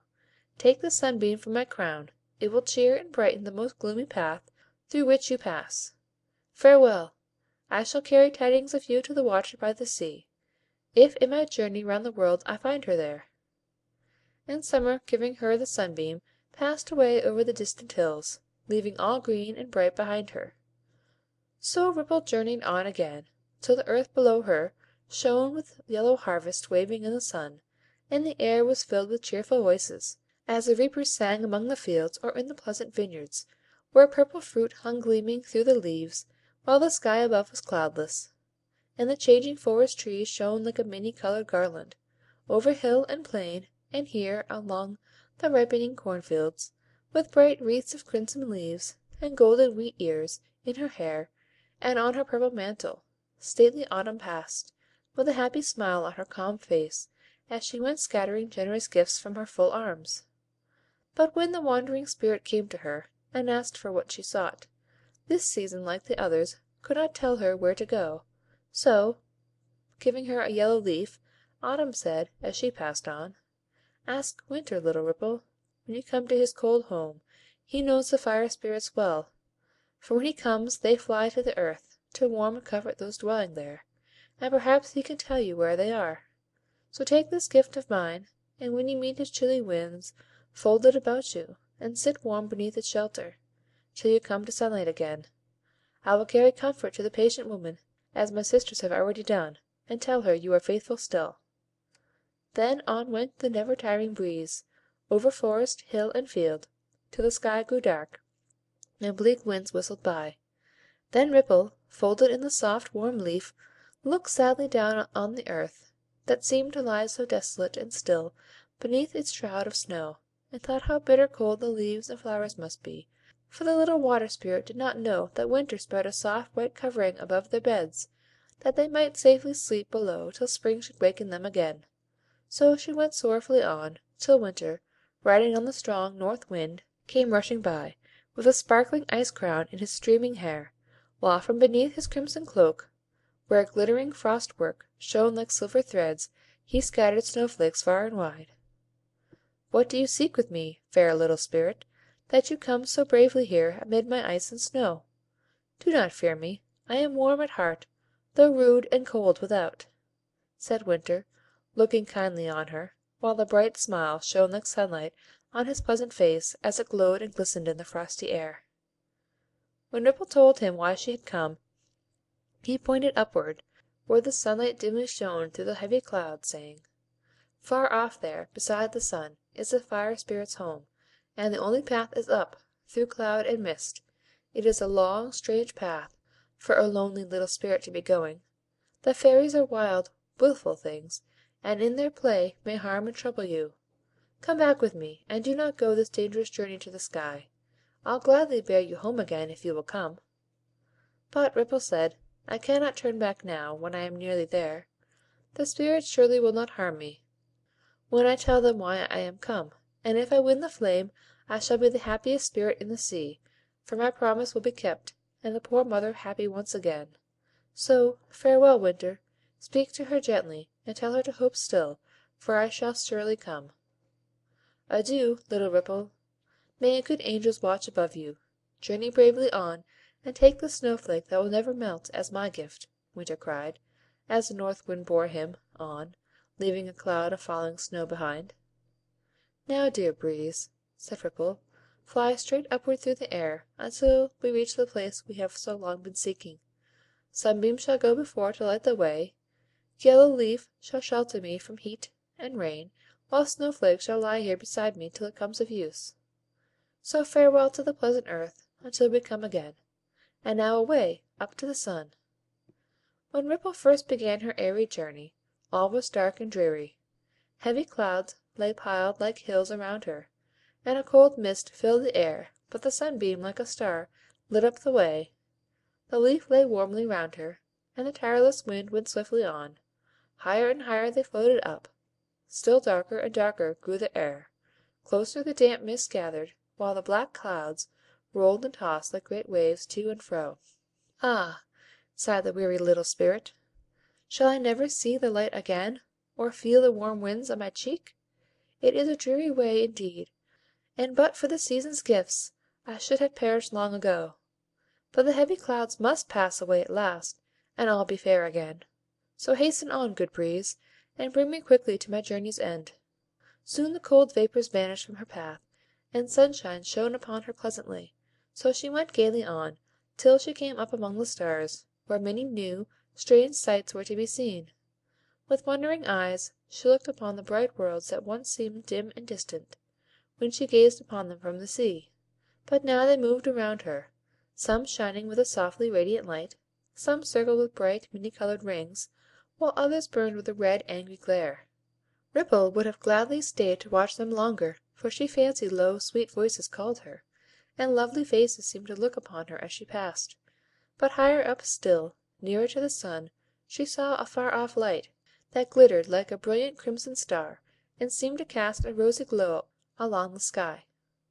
"The Fire Spirits surely must be there, and I must stay no longer here," said Ripple. So steadily she floated on, till straight before her lay a broad, bright path, that led up to a golden arch, beyond which she could see shapes flitting to and fro. As she drew near, brighter glowed the sky, hotter and hotter grew the air, till Ripple's leaf cloak shrivelled up, and could no longer shield her from the heat. Then she unfolded the white snowflake, and gladly wrapping the soft, cool mantle round her, entered through the shining arch. Through the red mist that floated all around her, she could see high walls of changing light, where orange, blue, and violet flames went flickering to and fro, making graceful figures as they danced and glowed, and underneath these rainbow arches little spirits glided, far and near, wearing crowns of fire, beneath which flashed their wild bright eyes, and as they spoke, sparks dropped quickly from their lips, and Ripple saw with wonder, through their garments of transparent light, that in each fairy's breast there burned a steady flame, that never wavered or went out. As thus she stood, the spirits gathered round her, and their hot breath would have scorched her, but she drew the snow cloak closer round her, saying, "Take me to your queen, that I may tell her why I am here, and ask for what I seek." So through long halls of many colored fire they led her to a spirit fairer than the rest, whose crown of flames waved to and fro like golden plumes, while underneath her violet robe the light within her breast glowed bright and strong. "This is our queen," the spirit said, bending low before her, as she turned her gleaming eyes upon the stranger they had brought. Then Ripple told how she had wandered round the world in search of them, how the seasons had most kindly helped her on, by giving sunbeam, breeze, leaf, and flake, and how, through many dangers, she had come at last to ask of them the magic flame that could give life to the little child again. When she had told her tale, the spirits whispered earnestly among themselves, while sparks fell thick and fast with every word. At length the Fire Queen said aloud, "We cannot give the flame you ask, for each of us must take a part of it from our own breasts, and this we will not do, for the brighter a bosom fire burns, the lovelier we are. So do not ask us for this thing, but any other gift we will most gladly give, for we feel kindly towards you, and will serve you if we may." But Ripple asked no other boon, and, weeping sadly, begged them not to send her back without the gift she had come so far to gain. "Oh, dear warm-hearted spirits, give me each a little light from your own breasts, and surely they will glow the brighter for this kindly deed, and I will thankfully repay it if I can." As thus she spoke, the Queen, who had spied out a chain of jewels Ripple wore upon her neck, replied, "If you will give me those bright, sparkling stones, I will bestow on you a part of my own flame, for we have no such lovely things to wear about our necks, and I desire much to have them. Will you give it to me for what I offer, little spirit?" Joyfully Ripple gave her the chain, but, as soon as it touched her hand, the jewels melted like snow, and fell in bright drops to the ground. At this the Queen's eyes flashed, and the spirits gathered angrily about poor Ripple, who looked sadly at the broken chain, and thought in vain what she could give to win the thing she longed so earnestly for. "I have many fairer gems than these in my home below the sea, and I will bring all I can gather far and wide, if you will grant my prayer, and give me what I seek," she said, turning gently to the fiery spirits, who were hovering fiercely around her. "You must bring us each a jewel that will never vanish from our hands as these have done," they said, "and we will each give of our fire. And when the child is brought to life, you must bring hither all the jewels you can gather from the depths of the sea, that we may try them here among the flames; but if they melt away like these, then we shall keep you prisoner, till you give us back the light we lend. If you consent to this, then take our gift, and journey home again, but fail not to return, or we shall seek you out." And Ripple said she would consent, though she knew not if the jewels could be found. Still thinking of the promise she had made, she forgot all else, and told the spirits what they asked most surely should be done. So each one gave a little of the fire from their breasts, and placed the flame in a crystal vase, through which it shone and glittered like a star. Then, bidding her remember all she had promised them, they led her to the golden arch, and said farewell. So down along the shining path, through mist and cloud, she travelled back, till, far below, she saw the broad blue sea she left so long ago. Gladly she plunged into the clear, cool waves, and floated back to her pleasant home, where the spirits gathered joyfully about her, listening with tears and smiles, as she told all her many wanderings, and showed the crystal vase that she had brought. "Now come," said they, "and finish the good work you have so bravely carried on." So to the quiet tomb they went, where, like a marble image, cold and still, the little child was lying. Then Ripple placed the flame upon his breast, and watched it gleam and sparkle there, while light came slowly back into the once dim eyes, a rosy glow shone over the pale face, and breath stole through the parted lips; still brighter and warmer burned the magic fire, until the child awoke from his long sleep, and looked in smiling wonder at the faces bending over him. Then Ripple sang for joy, and with her sister spirits robed the child in graceful garments, woven of bright seaweed, while in his shining hair they wreathed long garlands of the fairest flowers, and on his little arms hung chains of brilliant shells. "Now come with us, dear child," said Ripple. "We will bear you safely up into the sunlight and the pleasant air, for this is not your home, and yonder on the shore there waits a loving friend for you." So up they went, through foam and spray, till on the beach, where the fresh winds played among her falling hair, and the waves broke sparkling at her feet, the lonely mother still stood, gazing wistfully across the sea. Suddenly, upon a great blue billow that came rolling in, she saw the Water Spirits smiling on her, and high aloft in their white gleaming arms her child stretched forth his hands to welcome her, while the little voice she so longed to hear again cried gaily, "See, dear mother, I am come, and look what lovely things the gentle Spirits gave, that I might seem more beautiful to you." Then gently the great wave broke, and rolled back to the sea, leaving Ripple on the shore, and the child clasped in his mother's arms. "O faithful little Spirit! I would gladly give some precious gift to show my gratitude for this kind deed, but I have nothing save this chain of little pearls. They are the tears I shed, and the sea has changed them thus, that I might offer them to you," the happy mother said, when her first joy was past, and Ripple turned to go. "Yes, I will gladly wear your gift, and look upon it as my fairest ornament," the Water Spirit said, and with the pearls upon her breast she left the shore, where the child was playing gaily to and fro, and the mother's glad smile shone upon her, till she sank beneath the waves. And now another task was to be done. Her promise to the Fire Spirits must be kept. So far and wide she searched among the caverns of the sea, and gathered all the brightest jewels shining there, and then upon her faithful Breeze once more went journeying through the sky. The Spirits gladly welcomed her, and led her to the Queen, before whom she poured out the sparkling gems she had gathered with such toil and care. But when the Spirits tried to form them into crowns, they trickled from their hands, like colored drops of dew, and Ripple saw with fear and sorrow how they melted one by one away, till none of all the many she had brought remained. Then the Fire Spirits looked upon her angrily, and when she begged them to be merciful, and let her try once more, saying, "Do not keep me prisoner here, I cannot breathe the flame that gives you life, and but for the snow mantle I too should melt away, and vanish like the jewels in your hands. O dear Spirits, give me some other task, but let me go from this warm place, where all is strange and fearful to a spirit of the sea." They would not listen, and drew nearer, saying, while bright sparks showered from their lips, "We will not let you go, for you have promised to be ours if the gems you brought proved worthless. So fling away this cold white cloak, and bathe with us in the fire fountains, and help us bring back to our bosom flames the light we gave you for the child." Then Ripple sank down on the burning floor, and felt that her life was nearly done, for she well knew the hot air of the Fire Palace would be death to her. The Spirits gathered round, and began to lift her mantle off, but underneath they saw the pearl chain, shining with a clear, soft light, that only glowed more brightly when they laid their hands upon it. "Oh, give us this!" cried they. "It is far lovelier than all the rest, and does not melt away like them. And see how brilliantly it glitters in our hands. If we may but have this, all will be well, and you are once more free." And Ripple, safe again beneath her snowflake, gladly gave the chain to them, and told them how the pearls they now placed proudly on their breast were formed of tears, which but for them might still be flowing. Then the Spirits smiled most kindly on her, and would have put their arms about her, and have kissed her cheek, but she drew back, telling them that every touch of theirs was like a wound to her.